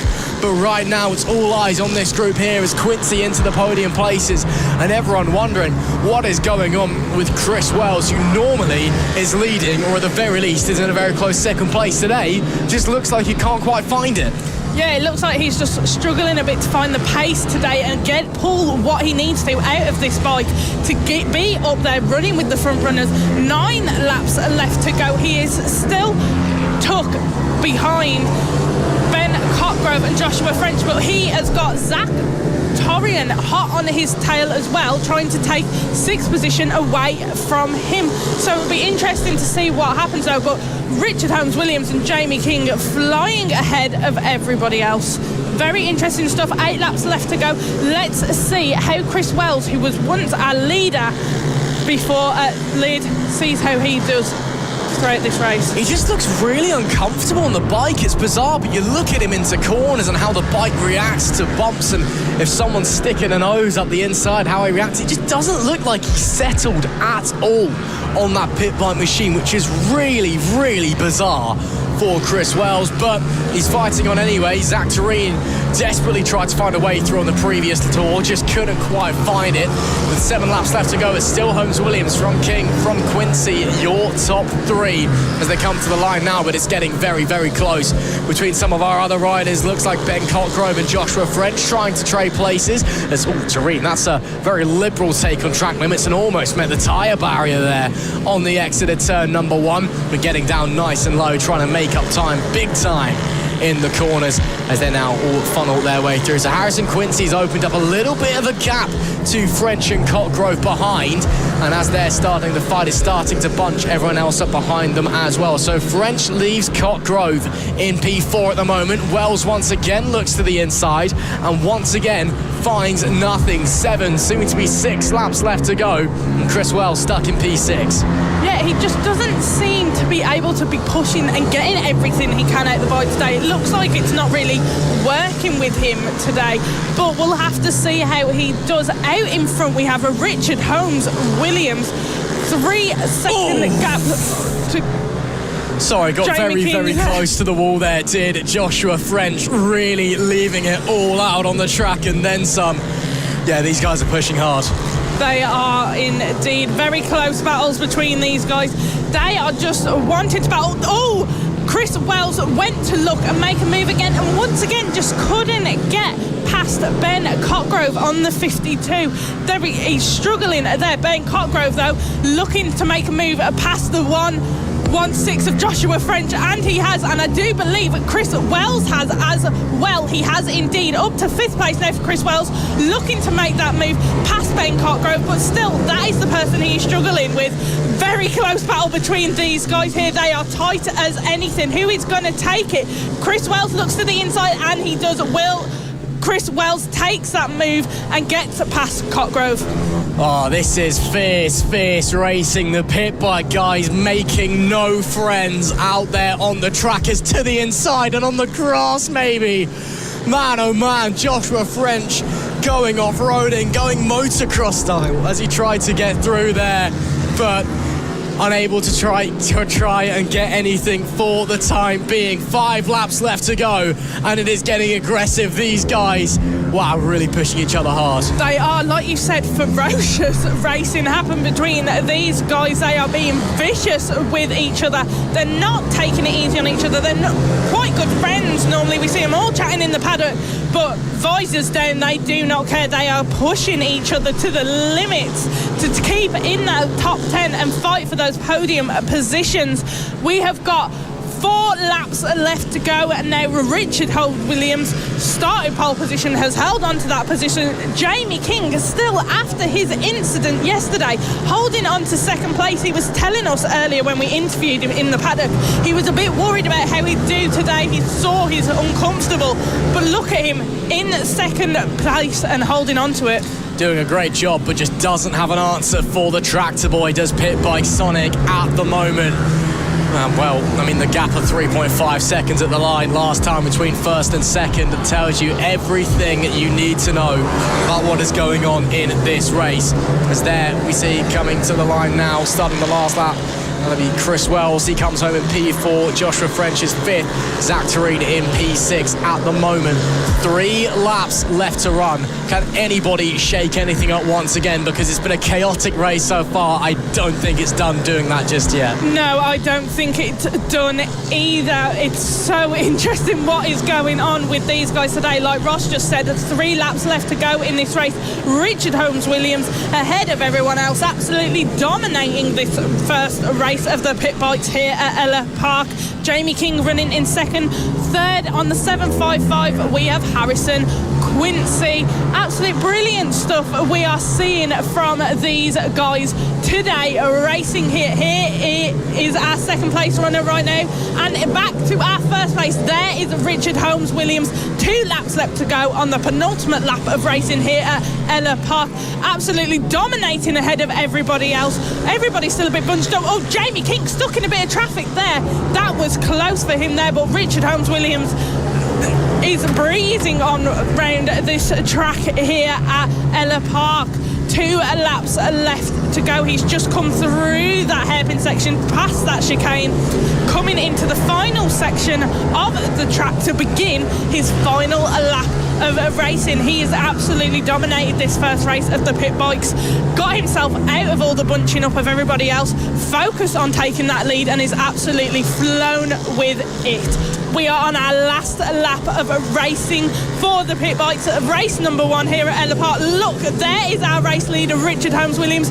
Just in the background of our screens, we saw our second place runner, Jamie King, trying to catch up with him, but Holmes has absolutely dominated, is leading with absolute ease this pit bike race. I mean, it's very, very rare you see domination to this scale in the pit bike 140s. Normally they're scrapping all the way to the line. But the tractor boy today has turned up and shown them who's boss as he rounds Paddock Bend for the final time. Richard Holmes Williams will hear the adoring local fans calling his name, because it is the hometown hero who takes a dominant victory. Richard Holmes Williams wins a brilliant race number 1 and does it in some style by 2.5 seconds from Jamie King. He backed off on the last lap as well to celebrate and was 2 seconds off of the laps that he was running. Jamie King finishes in second with Harrison Quincy rounding out the podium places. But Holmes Williams simply untouchable in that one. He was indeed. Absolute brilliant stuff we saw from him. Like you said, we have not seen domination like that so far. Absolutely brilliant stuff from Richard Holmes Williams. Here he is now on our screens. That is your race winner for the first race here at Ellough Park. Wow, what a race we've just seen. It's Richard Holmes Williams who takes victory with Jamie King in P2. Harrison Quincy rounding out the podium places. Chris Wells finishes P4 with Joshua French in P5. Zach Tureen just behind in 6th. Ben Cockgrove was 7th with Simon Gates in P8. Keaton Payne 9th. And Danny Knight Rush, who rounded out our top 10 there. Did have a fair few DNFs in that one, unfortunately, by the looks of things, as to be expected. Looks like we lost Zach Andrews, Nathan Gardner, Robert Leveridge, Monty Cockgrove and Bradley Powell amongst all the chaos. But man, oh man, what an interesting race we've seen there. Yes, some fantastic pit bike action as those fighting for the final podium place really got the elbows out. But really interesting to see Richard Holmes Williams' advantage today. Does he keep that moving forward into race 2 and race number 3 later on this weekend? Coming up next, we've got the MK Mini GP50. The first race for them here at Ellough Park will be 11 laps long. They are sponsored this weekend by the Kiggs 2 Wheel Centre. And it'll be brilliant. And it's brilliant that they have been sponsored this weekend. Just waiting for them now. They are just being in the holding area until they're allowed to come round onto grid, get ready and start this race. Absolutely, they are on a huge grid. 21 riders out there this weekend. So it could be very, very interesting how it's all going to unfold. But of course, so far this season, it's all been about one man, and that man, Super Sebastian Goslavsky. He'll be starting from pole again this weekend. A solid pole by 0.4 of a second as well. And every time he's hit the racetrack so far here at Ellough Park, he looks phenomenal out there. He does. We were speaking to Super Seb earlier, and he's confident and he's ready to go this weekend. He had a brilliant weekend at our season opener a couple of weeks ago in Lydd, and he's absolutely dominating so far. And like you said, Ross, back on pole position, 0.4 of a lead over everybody else. It's going to be brilliant seeing what he can do. We'll have to wait and see, but it may be a bit of a challenge for anyone to try and challenge him. But anything can happen in racing, and it normally does, to butcher a very famous quote. And it should be interesting as the riders making their way now out onto the grid before they get going on their sighting lap. Yes, of course, Sebastian Goslavsky is the one we've all got our eye on, but some very, very strong riders out there, of course. The Mini GP50s brought to you by King's Two-Wheel Centre. It is the first step onto geared bikes in these young racers' careers and the first step onto Grand Prix style machinery. So yes, you have a bit of differences and experiences. There's some people this will be their second, maybe even their first race they're ever doing, or first weekend they're ever doing, should I say, on these bikes. Some of these guys have been doing it for a few years. They got it down to a T. So you do get those interesting parallels there, and you get to see who the stars of tomorrow are today. Yeah, you do indeed. These guys just waiting now to be let and go round on their opening lap. Here we are with the MK Mini GP50. They're just coming round onto the grid now, waiting to go out on their outlap before starting their race. Looking at them there, they are all very much looking ready to go. Focused visors are down. Let's see who will happen. It's been so unexpected so far today in the racing. Anything can happen in this race, and it'll be interesting to see what happens, Ross. It will be indeed. Let's run through the grid. It is Sebastian Goslavsky that starts from the pole position. Bradley Curtis alongside Rex Austin in P3. Mason Frederick starts in P4. Tommy Keats and Josh Perkins are on the third row, with Jensen Ansell in 7th, and Emilio Pereira, great qualifying for him once again. He starts P8. Riley Paisley and Nicholas Dunwoody round out our top 10, with Caelan Ratcliffe 11th and Preston Baker in P12. Daisy Polden is 13th, with Kai Hawken in P14. Dylan Serene and Bo Morris make up row 8, with Seth Hayward 17th and Max Johnson going off alongside. Bojan Belichevsky starts 19th, with Callum Maxwell rounding out our top 20. And our 21st and final rider on the grid, Oliver Wilson. So a huge grid of riders, lots of very, very talented names out there. Should be really interesting to see how they're all able to contest with each other. I mean, it's not a very big racetrack here at Ellough Park. It is around 1,100 metres long, but it's not very wide. You've got 21 bikes out there all trying to jostle for position. Could get a little bit interesting. Yeah, I mean, it's been interesting all day, Ross. Let's be honest. We've had quite a few bikes out this weekend. We've mentioned that already. But it's brilliant to see so many people coming and getting involved with FAB. Here we are now, everybody lining up on the grid. Like Ross mentioned earlier, everybody making sure they are straight, because everybody was told earlier by the race control that they must be straight, nobody on an angle at all. We are getting ready, everybody finally just getting into position. You can see they're all desperate to get started.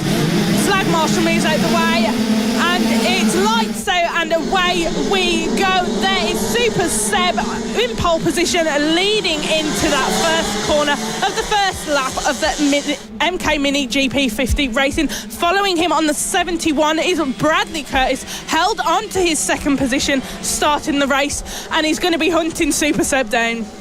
He certainly is, but let's see if he can make a move. Oh, up the inside. That was brave from Emilio Pereira, who almost dropped the rear as he got some serious lean angle on that thing, but managed to get the metric kit pivoted and moves up a place. Wonderful move from El Toro as they all continue to try and find their rhythm, try and find who is going to be where, and try and make up any positions if they are able to as they make their way around Paddock Bend. Look at them all just flying through a never-ending stream of bikes as they come to the end of lap number 1. It is Sebastian Goslavsky that leads the way ahead of Bradley Curtis in P2. And boy, oh boy, that looks like it could be a race in our hands. Rex Austin holding on in P3 as well, but some serious battles already forming behind them as we start lap number 2.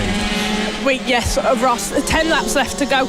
Rex Austin on the first lap set a fastest time of 53.313. Brilliant stuff from him. Let's see, everybody else is still quite closely bunched together. Interesting to see how this race is going to be turning out.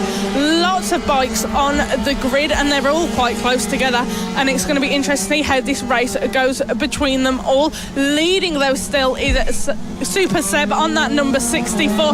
We've got a bit of a battle going on here between the number 8 of Tommy Keats and the 22 of Jensen Ansel. Jensen Ansel has now got past Tommy Keats and he's took that 4th position. Sebastian Gazlowski dropping down our timesheet currently. Yeah, what's going on with Sebastian Gazlowski? Is he down and out of the race? Who can tell for the time being, but we're going to keep pushing onwards regardless. Yeah, that was some monster racing there between Tommy Keats and Jensen Ansel, both of them not giving each other even an inch. And as a result, it's allowed Emilio Pereira on the 31 to get involved and slide up through as well. As there we see, continuing to follow them around. The 31 watching and waiting, only his 2nd race weekend on these Metrokit Mini GP 50 machines. So it could be interesting. And yeah, I can see looking at the commentary box window, Sebastian Gazlowski nowhere to be seen. So something has happened to our race leader, and it is now Bradley Curtis that does lead this race. So some early drama here. We're not sure what's happened, but we'll let you know as soon as we know. Bradley Curtis is now on his own at the front with a 1.5 second lead as this battle for what is now P5 rages on. And there's still action everywhere you look as well. That's Riley Paisley, Caelan Ratcliffe and Josh Perkins. All of them, you couldn't fit a piece of paper between them out on the racetrack as they head into turn number 3. And it is just about Riley Paisley that holds on to the lead, but Caelan Ratcliffe is right there with him.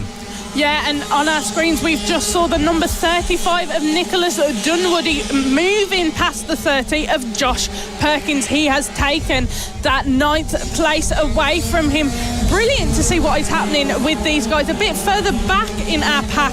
They're all still racing very closely. They all want to be in that top 10. Still leading this race is the number 71 of Bradley Curtis. Following in him in 2nd is the 991 of Rex Austin. And on our 3rd and final podium position, currently with 7 laps to go, is Mason Frederick. Well, this morning his gearbox was in tatters. Now Bradley Curtis leads the Mini GP50's race number 1, brought to you by King's Two Wheel Centre. Riley Paisley is withstanding unbelievable amounts of pressure from behind right now. Caelan Ratcliffe is clambering all over the back of him. And just behind them as well, Josh Perkins and Daisy Polden pushing each other right to the limits. But Riley Paisley holding on really well there as that down is the number 15. Hopefully everything is okay for Seth Hayward. We'll have to wait and see if the bomber can continue around, but looks like that may be his day done and dusted. Real shame there for him. He was running in P13 at the time and having a good race as well. 6 laps left to go then, and in this battle for P6, or P7 should I say, it's still Riley Paisley that holds on. Ratcliffe under attack from Perkins, doesn't come into fruition on that occasion. Perkins has to sit the bike up as well, and now Ratcliffe can go on full attack mode. Maybe, not quite yet. No, probably not yet at all. You are right there, Ross. They are all bunched up very closely together, these lot here in that battle that is happening.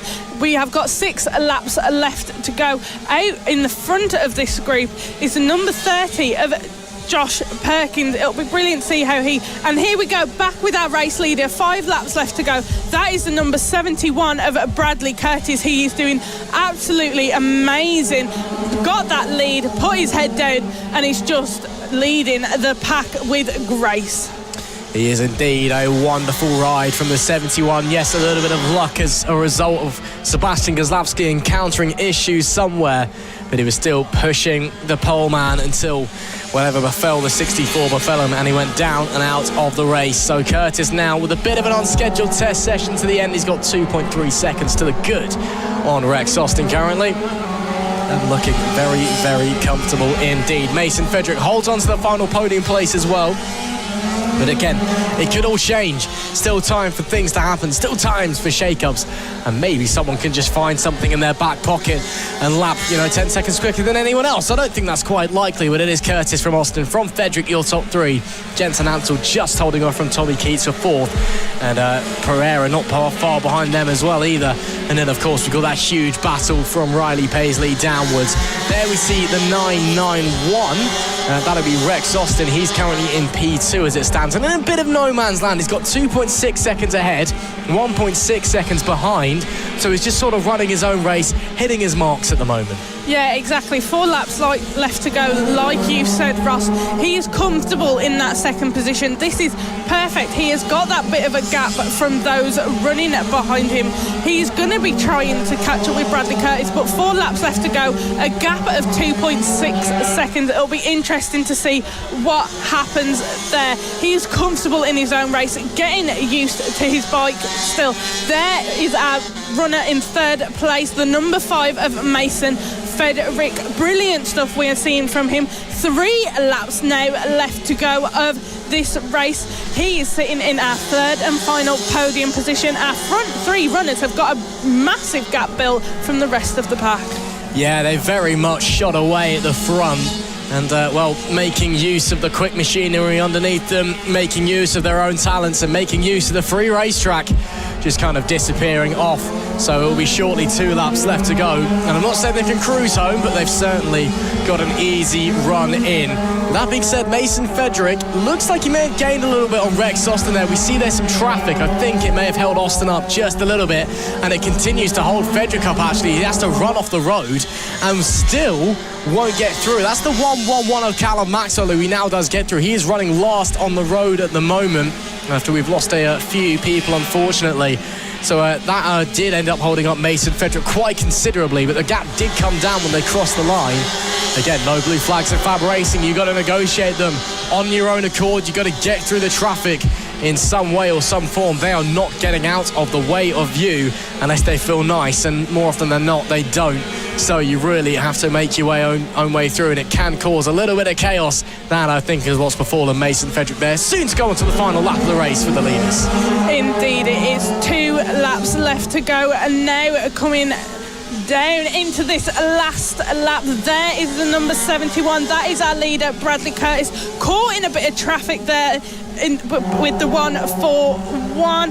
He's just making his way past. Like you said, Ross, no blue flags here. They just have to make their way past. This last lap is Bradley Curtis just to get that lead and hold on to it, and he is doing it brilliantly. He is going to take that first place here at Ellough Park in the first race of the Mini GP50. Bradley Curtis, our race leader. Absolutely brilliant stuff coming around into that paddock corner, that last little section of the track. Here he goes. This is it for Bradley Curtis. He is taking the race win of the first race of the MK Mini GP50 here at Ellough Park. Following him in second place is a Rex Austin. In third place, Mason Frederick. Fourth place, Jensen Ansel. Fifth, Tommy Keats. And sixth, Emilio Pereira. Well, what a fascinating race we've just seen there. Maybe not as much action up the front as we're used to, but some commanding rides and some real interesting battles further else in the pack as well. It's Bradley Curtis who takes victory by nearly 5 seconds from Rex Austin in P2. Mason Frederick rounding out the podium places. Jensen Ansel was fourth with Tommy Keats in P5, and Emilio Pereira, great ride from him, up into P6. Caelan Ratcliffe managed to get into 7th place in the end, as well as Josh Perkins in P8. They both got through Riley Paisley, who finished 9th, with Nicholas Dunwoody in P10. Daisy Polden 11th with Dylan Tureen in 12th. Guy Hawken was 13th with Max Johnson P14. Bojan Blajewski was 15th with Callum Maxwell 16th and Bo Morris in 17th. Unfortunately, we lost Preston Baker, Seth Hayward, Sebastian Goslavsky we knew about after he drops out of the lead of the race. And we also lost Oliver Wilson, who I believe may have not even made the race start. So a real shame for those guys, but a very interesting race to keep an eye on there. And again, if Sebastian Goslavsky was still involved in that one, if he hadn't have had whatever happened, be it mechanical failure or if he dropped the bike, whatever, if he was still in that race at the end, I think there'd have been a huge battle between himself and Curtis for the race win. So race 2 and race 3 could be interesting. I definitely agree with you there, Ross. We lost Sebastian Goslavsky in that race. It'll be interesting to see what happens with him.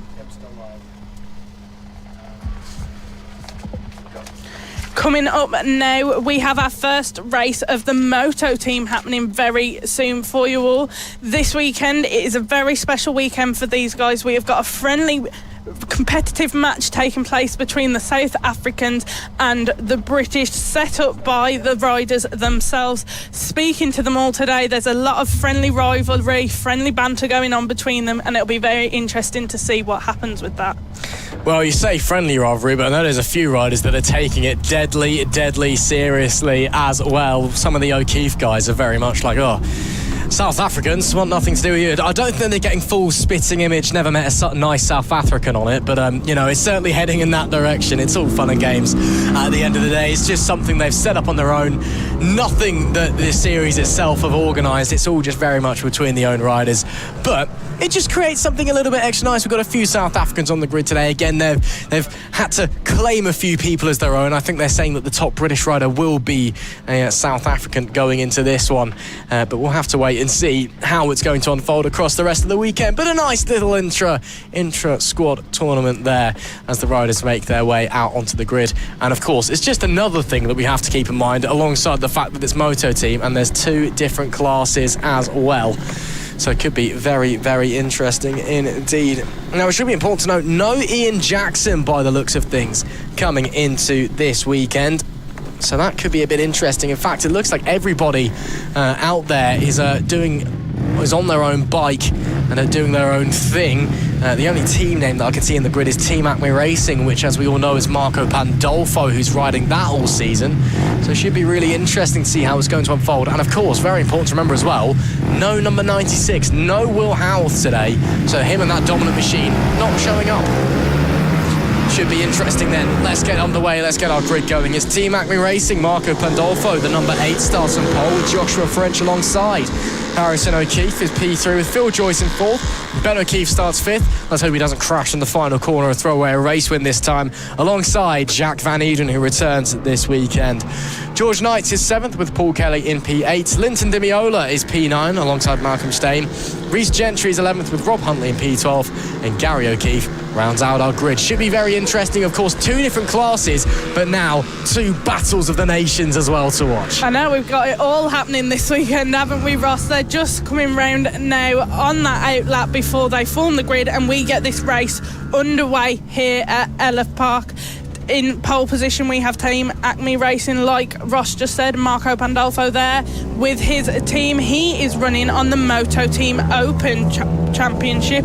And in second place, we have Joshua French. Not too sure what he's doing, if he's open or standard. We will have to wait and see.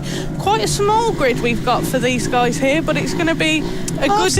I've seen smaller in the motor team. Important to note as well that Joshua French is not French, nor does he represent the nation of France in this mini Ashes test. He's just kind of there for the fun with that last name. Right then, it's all eyes to the lights. Let's go racing in Moto Team race number 1. Oh, and Marco Pandolfo doesn't go anywhere. Or was that a jump start maybe? All possible. Jack Van Eden is somehow leading into turn 1. What is going on? I got no idea whatsoever. I think it may have been a few jump starts as they got going, and then a few of them went. Somehow the 17 of Jack Van Eden making his return to FAB-Racing this weekend, a former Grand Prix rider himself, up into the lead. Chaos away at the start. Is Van Eden from French, from Marco Pandolfo, your top 3. That was absolute madness at that start here. We have got, like Ross said, the number 17 of Jacques Van Eden leading ahead of the 1/116 of Joshua French, who Marco Pandolfo is looking on his Team Acme to be making a move, and he does. That is number 8 now up into second, and he's close on the tail on that number 17. Gonna look to make a move. There you go. You saw the number 17 and looked behind him then to see what is gonna happen. He is hot. Number 8 of Team Acme Racing in second position is hot on the tail of that number 17.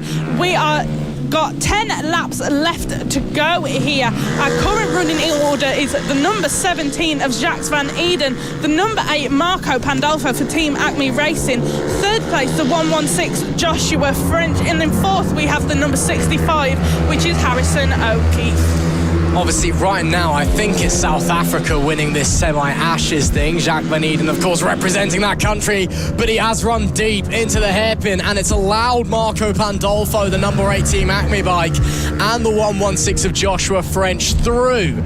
So, who knows what's going on. I mean, we've got to remember as well, 2 different classes at the same time. Another thing to keep your mind on, Jacques Van Eden's in open, Team Acme Racing, that's in the open bike, as we clarified last time out at Lid when everyone else thought they were a standard bike. Joshua French is on the standard class machinery though. So Joshua French leads the way in standard, Harrison O'Keefe for second, Phil Joyce is third in that class. Third place in the open class is currently running P11 overall. It's Malcolm, or P9 overall, should I say, and it's Malcolm Stein. So that's the open class there. And again, just trying to wrap your head around all of it. Sometimes it's a bit too much for my small brain.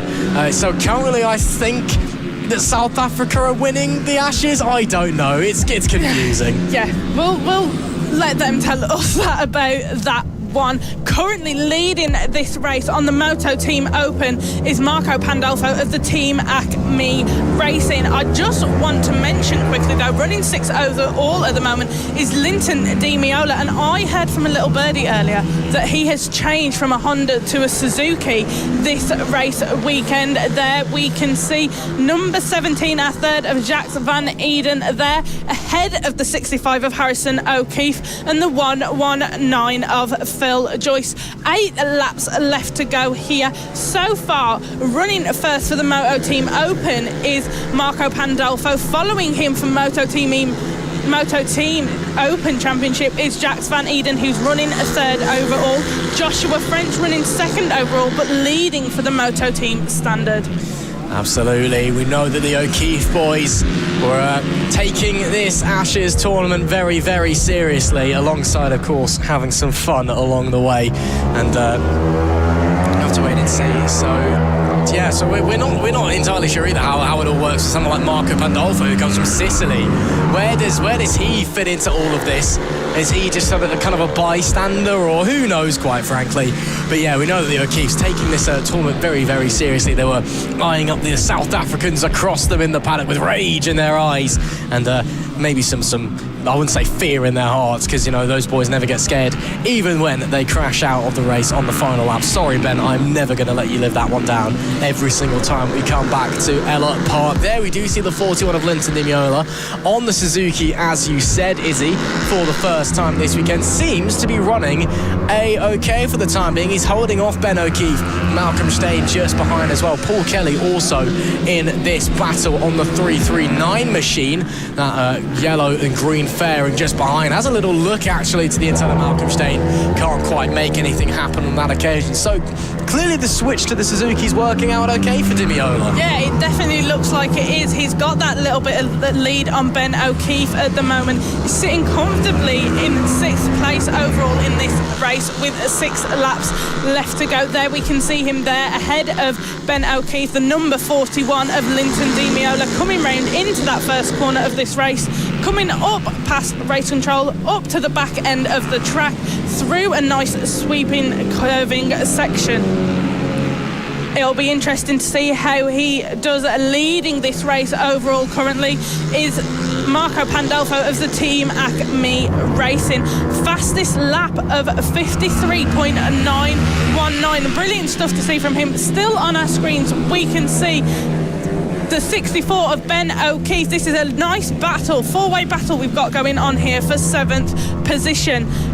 Interesting to see what's going to happen between all of these guys here. 5 laps overall left to go of this race here at Ellough Park, the first race for the Moto Team Championship. Yeah, great lap times there from the number 8 machine of Marco Pandolfo. Of course, little way off the lap record. I don't think we're going to be seeing any Moto Team lap records broken anytime soon. Of course, the previous one here set by Will Howarth back in 2022 under the older regulations that were a little bit faster, but still some very solid times from the number 8, from the Sicilian.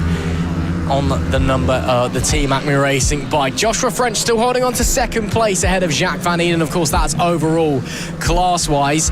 It is the Team Acme Racing number 8 bike that leads overall and leads in open. With Jacques Van Eden, he's P3 overall. He is second in open, third place in open. You have to go down to P8 and find Malcolm Steyn. Meanwhile, in the standard class, as in now it's Joshua French who leads the way in that one. He just takes the fastest lap as well from Team Acme Racing. It's 53.802. Second place in standard is Harrison O'Keefe in P4 overall, and just behind him Phil Joyce is third place in standard and rounding out the podium in that category as well. 4 laps left to go, and we've got a battle of the fastest laps between the front pair on the track, even though they're in different classes, and still lots of action out on the racetrack as well. Yeah, like you said, Ross, and it was something we spoke about when we were at Lid. It'd be interesting to see how different these guys were on the open and on the standard classes, but not a lot of time between these two front runners at all, with Marco Pandolfo on the number 8 leading for the Moto Team Open, running first overall, and Joshua French on the 116 from Moto Team Standard, running second overall but first from Moto Team Standard. 3 laps left to go. On our screens we can still see the 64 of Ben O'Keefe as he comes through. Here are our leaders. Look at that. Nothing between these two at all, but yet they're running 2 different classes of bike. Absolutely brilliant stuff from here to be seen. Joshua French hot on the tail of Marco Pandolfo, and is absolutely finding a comfortable position for himself in this race. Of course, these two racing has no effect on them whatsoever unless they come together in DNF. They're both leading and both set to win in their own categories, but they're racers. At heart, the overall victory matters. Whoever crosses the line first, that matters to them. And Joshua French is going to put on the attack as they start the penultimate lap of the race. Marco Pandolfo holding firm down into turn 1. Look at the momentum on the 116. He nearly high sides out of turn 1. Somehow holds it. Actually had a little glance down at the rear wheel. I don't quite think he believe that he stayed on the bike there. Joshua French is pushing like a madman, and now set to 53.634 within a second of the old lap record under the old regs, which is unbelievable pace. Joshua French really wants that overall win. He does, and he's gonna try and make a move if he can on the Team Acme bike, which has Marco Pandolfo on, to get that race win. Here we are now, just coming round paddock corner, coming into that final section, getting ready to start the final lap of racing here in the first race of the Moto Team Championship at Ellough Park. There is our race leader, Marco Pandolfo for Team Acme Racing on the Moto Team Open bike.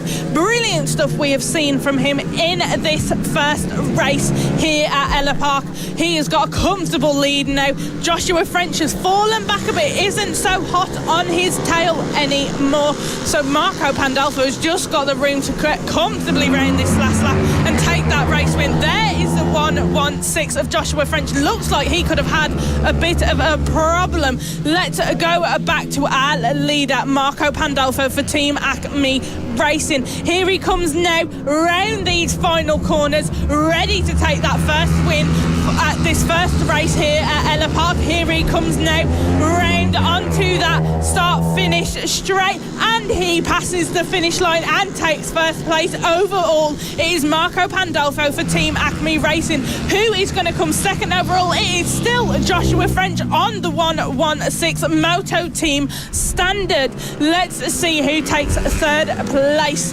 It is looking to be Jacques Van Eden, and it is. And following him in fourth is Harrison O'Keefe, fifth Phil Joyce, and that makes our top 5 currently. Let's look at our results. First place overall, we had Team Acme Racing, Marco Pandolfo. Second place, Joshua French. Third, Jacques Van Eden. Fourth, Harrison O'Keefe. Fifth, Phil Joyce. Sixth, Linton Di Miola. Seventh, Ben O'Keefe. Eighth, Malcolm Steyn. Ninth, Paul Kelly. 10th, George Knight. 11th, Gary O'Keefe. And down at the bottom, 2 do not finishes, we had Rob Huntley and Reece Gentry. Great racing there in the motor team. Let's just go through the podiums of each of the classes as well quickly. It was Marco Pandolfo, the overall winner. He takes the winner as well in the open class for Team Acme Racing, with Jacques Van Eden second and Malcolm Stein in P3. In the standard class, meanwhile, it's Joshua French who took the victory, Harrison O'Keefe second and Phil Joyce third. And we'll just have to update you on what's going on with the in-house Ashes tournament, the South Africans against the British, which isn't even technically the Ashes, because I'm pretty sure the Ashes is England, Australia. But you know what? We'll look beyond that. I like the idea. They've even got a trophy for it. It's a barbecue. It's quite nice. And it's a nice little tournament that they're doing as well. We'll have to update you and find out after we're done racing today.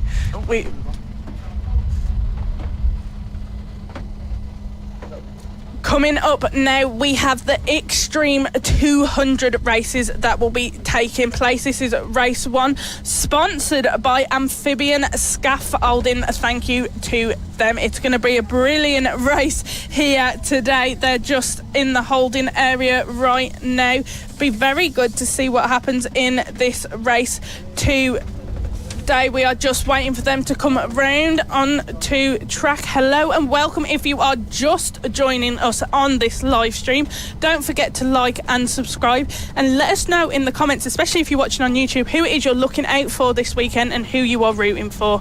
It's going to be a good race here, second to last race of the day, and we are looking forward to it. It's going to be the Extreme 200. We also have a British Talent Cup rider visiting us for this race, Philip Suriak. We do indeed. Should be really interesting to see what he is able to do. Suraviak, of course, recently taking victory in race 1 at Silverstone in the RNG British Talent Cup. At the when the Grand Prix was in town, winning in front of the MotoGP fans. That's going to be pretty special. Put your name on the lap. And of course, he does lead the British Talent Cup standings as well. But some big names, some big names returning this weekend, and we are really excited to see how it's going to unfold. We've got the likes of Wilson Dilks returning once again, Marco Holt, the 58. Oh, it's great to have him back as well after he's been off racing in Europe recently, and great to see him. He's in fine form, which is always brilliant to see, as the riders now making their way onto the grid before their sighting lap. Of course, Extreme 200s nowadays is open to Avalis and Metrokits. You do get a lot of GP-style machinery. Previously, it just used to be known as pit bike open. You do still occasionally get some pit bike-style bikes, but nowadays it's becoming more and more dominated by riders returning to FAB for the weekend and wanting some track time with something they're familiar with racing, and that's a Grand Prix-style bike. It is indeed. We do have 2 of our pit bike riders joining the grid for this race this weekend, and that is Jamie King and Chris Wells. Going to be interesting to see how they are in this race, because obviously we're used to seeing them in pit bike. We haven't really seen them in Extreme 200 before. Riders just waiting there to be allowed to come round onto their out lap. It'll be interesting to see what is going to happen in this race today. Just waiting for the flag marshal to send our riders out on their out lap, get given the go ahead. We will see what is going to happen. Here we are, and this is the riders being set out on their out lap. Let's run through the starting grid. In first place we have Wilson Dilks, second place Marco Holt, third place Henry McCartney, fourth Harrison Day, fifth place we have Finlay Polhill, sixth Travis Shaw, seventh Taylor Tomlinson, 8th Harry Payne, 9th Logan Cousins, 10th Philip Suriak, 11th Leo Soliu, 12th Harry Barrell, 13th we have Chris Wells, 14th Jamie King, 15th Taylor Davis, and 16th Rory Jones.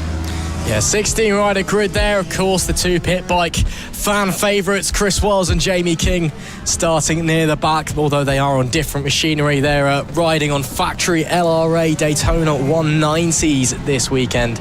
Should be really interesting to see how they're going to run. Of course, great to see them out in the Extreme 200 field, though. It'll be interesting to see what they can do in another class. So it will be very interesting, but of course up the front it's some familiar faces, some of the younger guns, some of the talent of tomorrow that we're seeing today. Wilson Dilks and Marco Holt, 2 of the most dominant Mini GP 70 British champions we have ever seen, line up alongside each other. And Philip Stroviak starting P10, of course, British Challenge Cup Championship leader. Don't camp it out. It's red lights on. It is lights out and we are underway. Not the greatest getaway for Marco Holt there, as there is a rider down in the background. Who was that that's gone down immediately away from the lights? Did he just pop a wheelie? Did he clip someone? We'll have to wait and see, but it's Wilson Dilks that leads away. I believe Harrison Day may have slid through Marco Holt. No, not quite. Holt was just about able to hold on to that second place, and in fact Henry McCartney actually held on to third in front of Day as well. So the front four, as they were away from the lights, Dilks and Holt ready to do battle. Brilliant stuff we are seeing from these guys, just continuing the race no matter what just happened as they left the grid, starting this race, running brilliantly so far. We have Wilson Dilks in first place, followed by Marco Holt in second. Look at that, pushing the bike, getting everything they can out of it as they come around that first corner and start the second lap of this race. Wilson Dilks leading ahead of Marco Holt. Henry McCartney running in third place. Harrison Day in fourth. Fifth, Travis Shaw, and sixth, Taylor Tomlinson. Those are our front runners there, our front three. And the front two are separating away.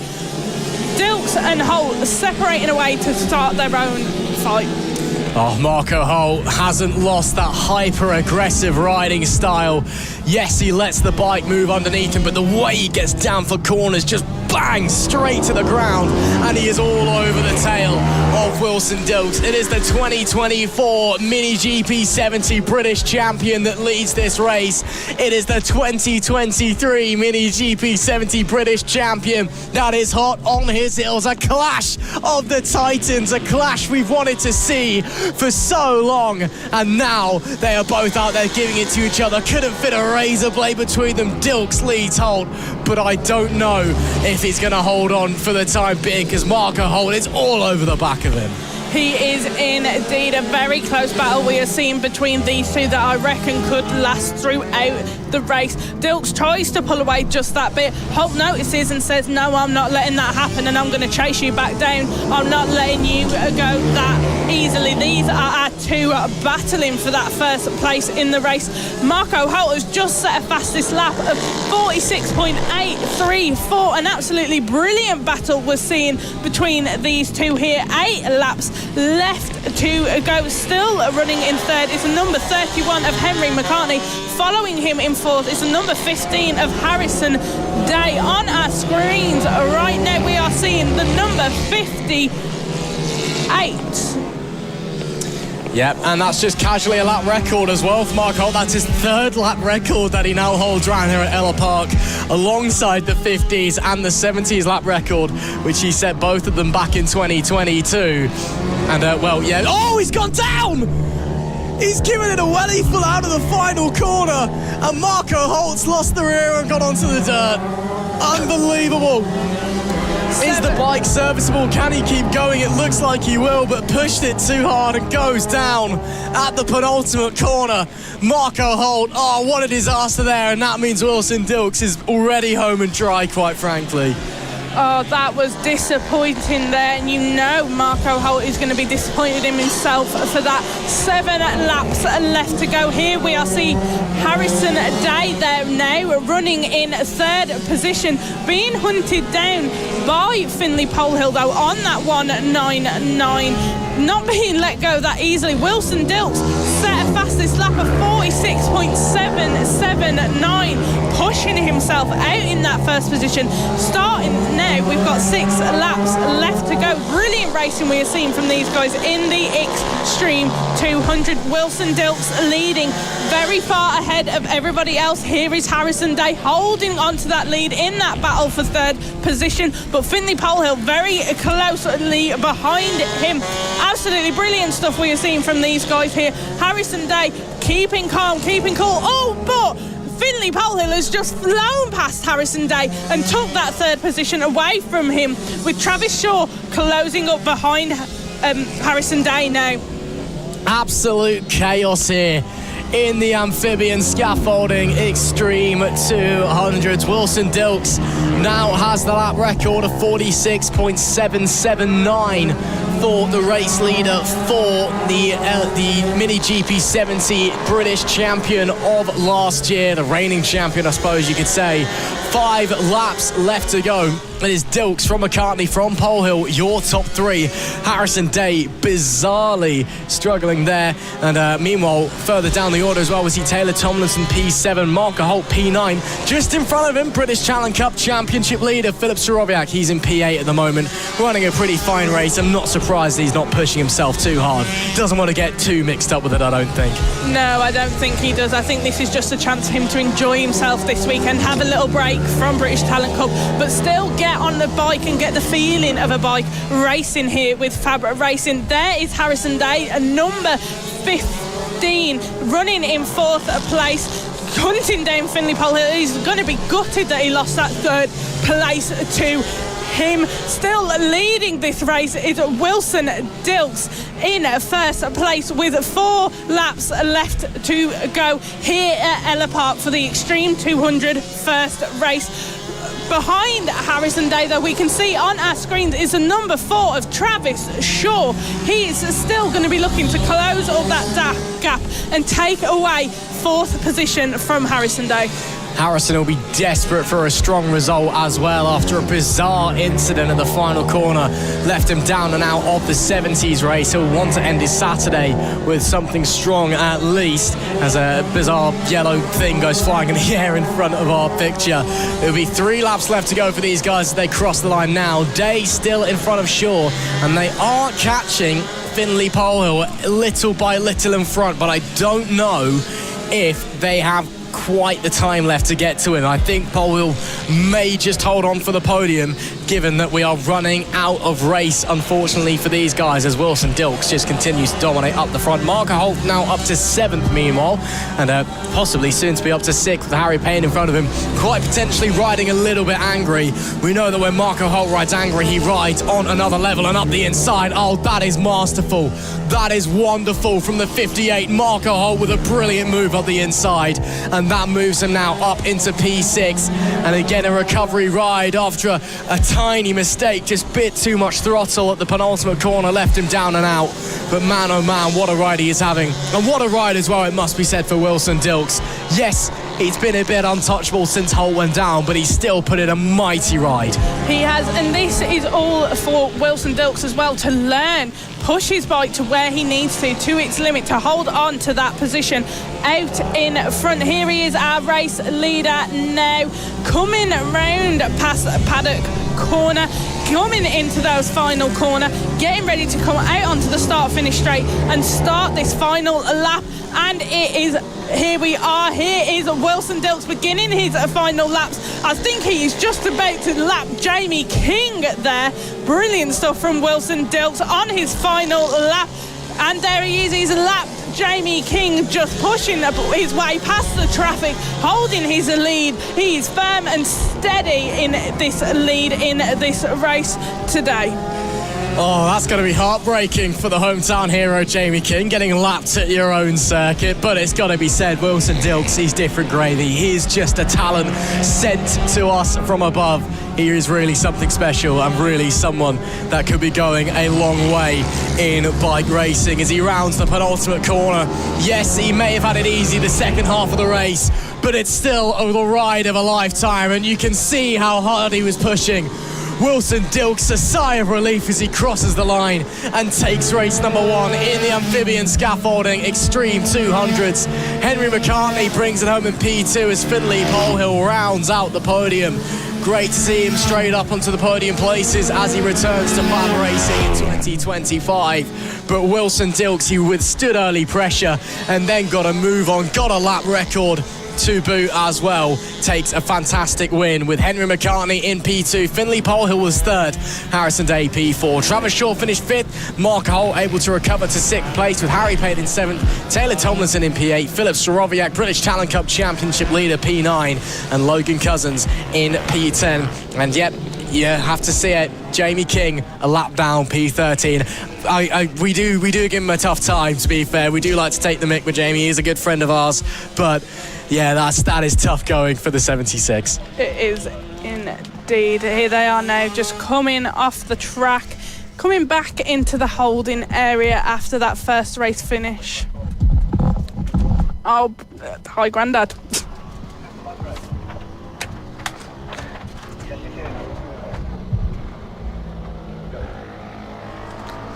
We are now coming into our final race of today. It is the MK Mini GP50R race, and it is our final race of the first day here at Ellough Park. It's going to be absolutely brilliant stuff to see from them. 12 laps overall for these guys. Brilliant stuff. Yes, it will be indeed. Should be really interesting to see how this new class gets ready and all unfolds. And of course, who else would it be starting from pole but Sebastian Gazlowski? The boy's been untouchable so far in 2025, and he continues to push onwards. Now, this class is where it gets interesting, especially in this round. Of course, new for 2025, the Mini GP50R. It's available to either Metrokit Mini GP50s, as we see in the Mini GP50 category, funnily enough, with an upgraded carb. A bigger carburetor on the engine allows it a little bit more grunt. And the reason that's allowed is that in this class, it is also allowed to run a Varley 140s and 160s. So those four-stroke Varleys, which are a little bit quicker naturally than Metrokit 50s, they're allowed in. And some riders do like to ride them here. Some riders just like to, stick the bigger carb on the Metrokit, and away they go. Interestingly, last time out, the Metrokit seems to be on top. Lid, it's a circuit where you're very much right at the top of the rev range. You're using that two-stroke power. Here, there's a couple of places I think the four-stroke Varleys might have the advantage using that grunt out of the corners. Yeah, it'll be very interesting to watch and see what happens. They're just making their way round now to the grid, ready to get going on their is that issues for Bradley Curtis? That is indeed. That is the 71 of Bradley Curtis. Seems to be struggling there as they're coming round to form the grid, ready for their outlap. Just have to wait and see what's going to happen here. He hasn't made it very far at all. I guess all the other riders coming round to the grid. Someone's giving him a bit of a push there, see if they can get him going, but we'll see what will happen there. He has stopped at the side of the track, waiting to see what's going to happen. That's not a marshal either. That's someone who's actually jumped over the fence of the track to try and help them. So kudos to them for trying to give them a bit of a hand. But I'm sure those down at the front of the pack know what's going on. As Curtis gesturing to the crowd, to the marshals, to the flag marshal, wondering what on earth is going on.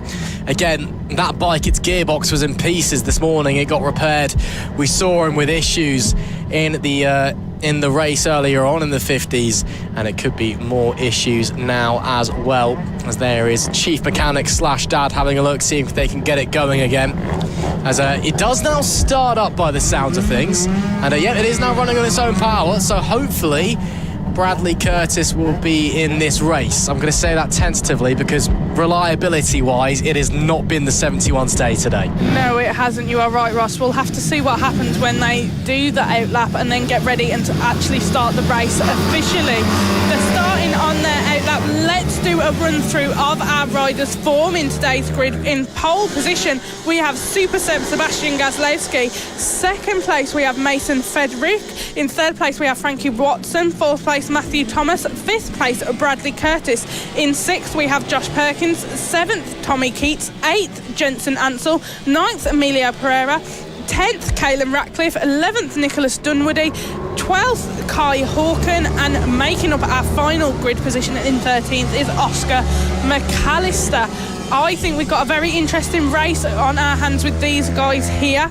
They have all been very competitive already today, those that have been competing in other series. So let's see what's going to happen. Should be really, really interesting, of course, that Varley against Metrokit comparison. Interesting that Sebastian Gazlowski starting on an Varley as well. We were talking to them and his family earlier, and they were saying they hadn't done any running on the Varley whatsoever this weekend. They did the qualifying on the Metrokit, managed to get pole on the Metrokit, but they were saying, we think race-wise, it might just be worth jumping in on the Avali and seeing what's happening, even though they haven't done a single lap round here this weekend. Will that backfire? It's possible. Will it be an inspired move? We'll have to wait and find out. It's all eyes to the lights. Kozlowski on pole, Fedric alongside. It is lights out and we're underway. Good start by both of the front runners there, but it will be Fedric with the inside into turn one, and who does inherit the lead of the race as he slides on by. But Kozlowski immediately tries to fight back, doesn't quite come into fruition.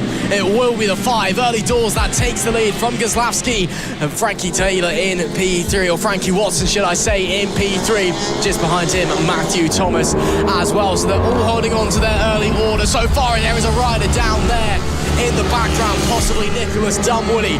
That's gone down on the exit of turn 3. No, in fact, it's the 22. That'll be Jensen Ansel. He started P8, but he's back on the bike and able to get going again. Up the front, though, Mason Fedric. Dream start for the number 5 as he takes the lead. It was absolute brilliant start from Mason Fedric starting this race.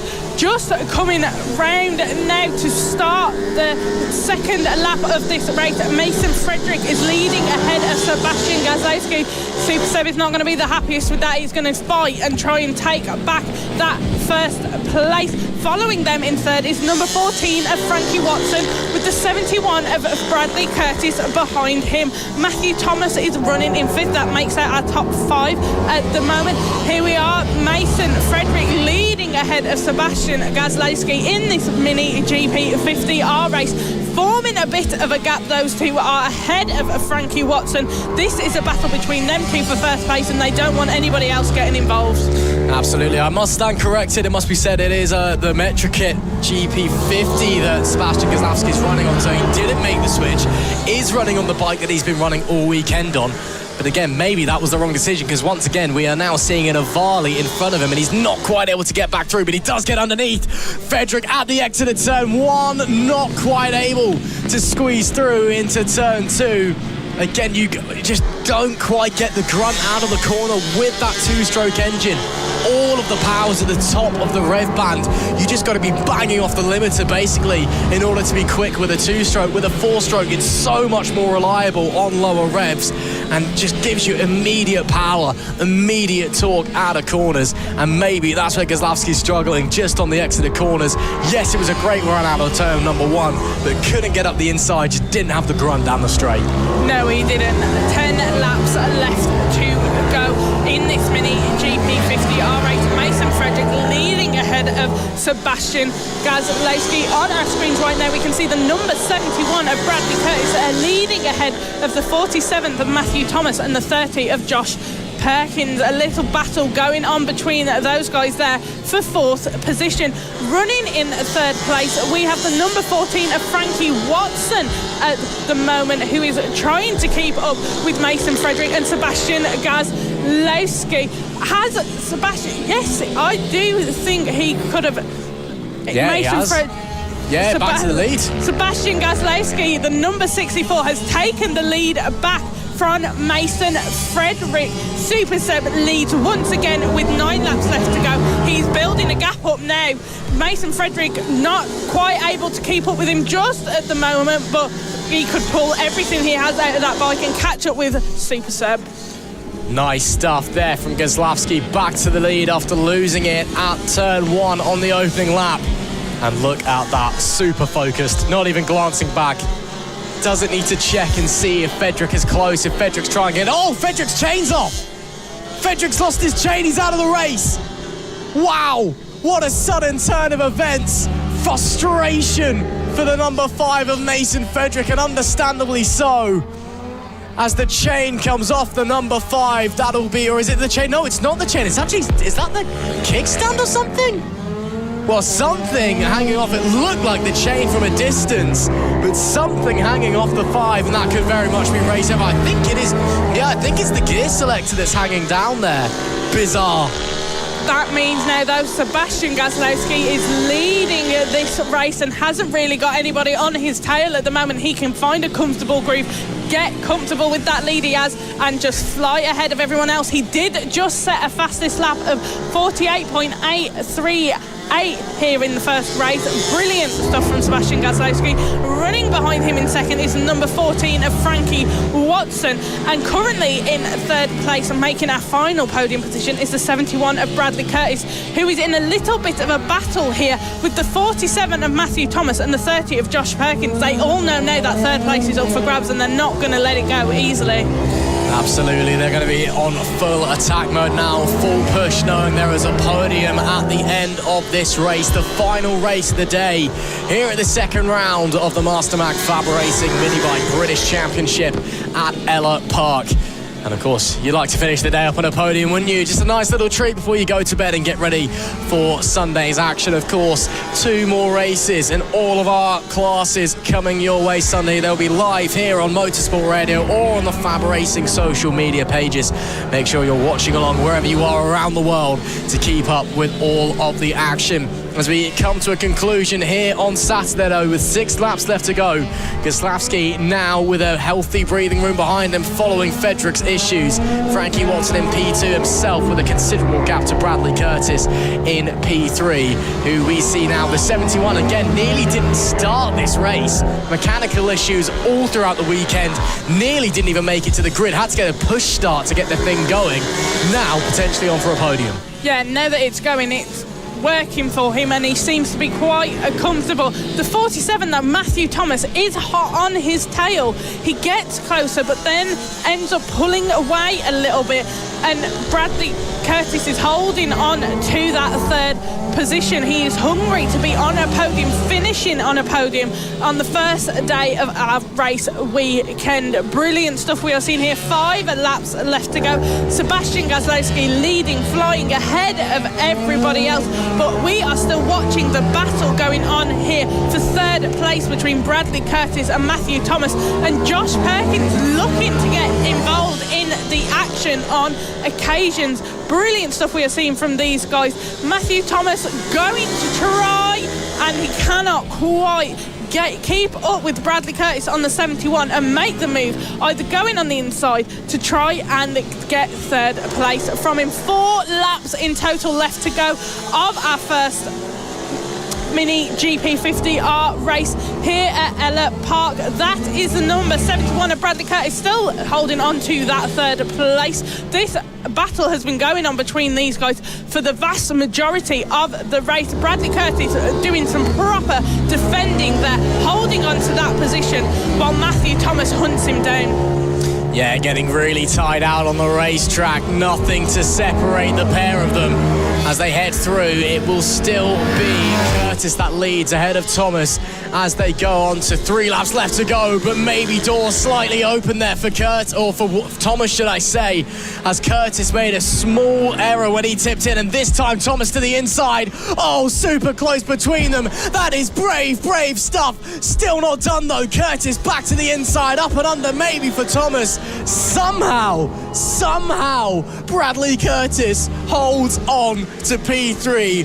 Man, oh man, racing at its brilliant best between the pair of them. Matthew Thomas ain't done yet though. He's going to push this all the way to the end. The 47 was in front for the briefest of moments, and now has to go again, has to set it up again, has to move again. It was all started by a mistake from Curtis down into turn 1, penultimate lap of the race in this battle for the final podium places. Is it another opportunity for Matthew Thomas? I don't think so this time. No, this time he'll stay, but that was proof that Matthew Thomas has what it takes to get up into the podium places. He just needs to launch another attack and get it done again. Huge wobble on the front end. This time he gets it done. Brilliant move. We will have to see what is going to happen between these guys here. That 47 of Matthew Thomas now leading ahead of that 71 of Bradley Curtis. He did it. He made the move, got past him, and he's taking that third position away from Bradley Curtis. There is our race leader. 1 lap left to go. Sebastian Gazlowski. Oh, big off there. Is that Bradley Curtis? Not Bradley Curtis, should I say? Is that Matthew Thomas who's gone down? Yes, it is. The 47 who just made a ferocious move, now down at the final corner. The bike looks okay. He is up. Those are the most important things, but frustrating there for him. But coming to the end, the 64, Sebastian Gosławski, untouchable once again. Nobody else inside, he can cruise on home. But sheer focus, sheer commitment, sheer willpower from that young man who has been phenomenal so far this season and gets into round 2, continues it with a bang. Sebastian Gosławski dominates the opening race of the Mini GP 50R class. And man, oh man, the celebrations there show you how much that meant. He's coming to 2025, a boy possessed, and continues his hot streak. It was Frankie Watson who comes home in second place. Bradley Curtis rounds out the podium places. Josh Perkins finishes 4th. Tommy Keats is set to finish 5th.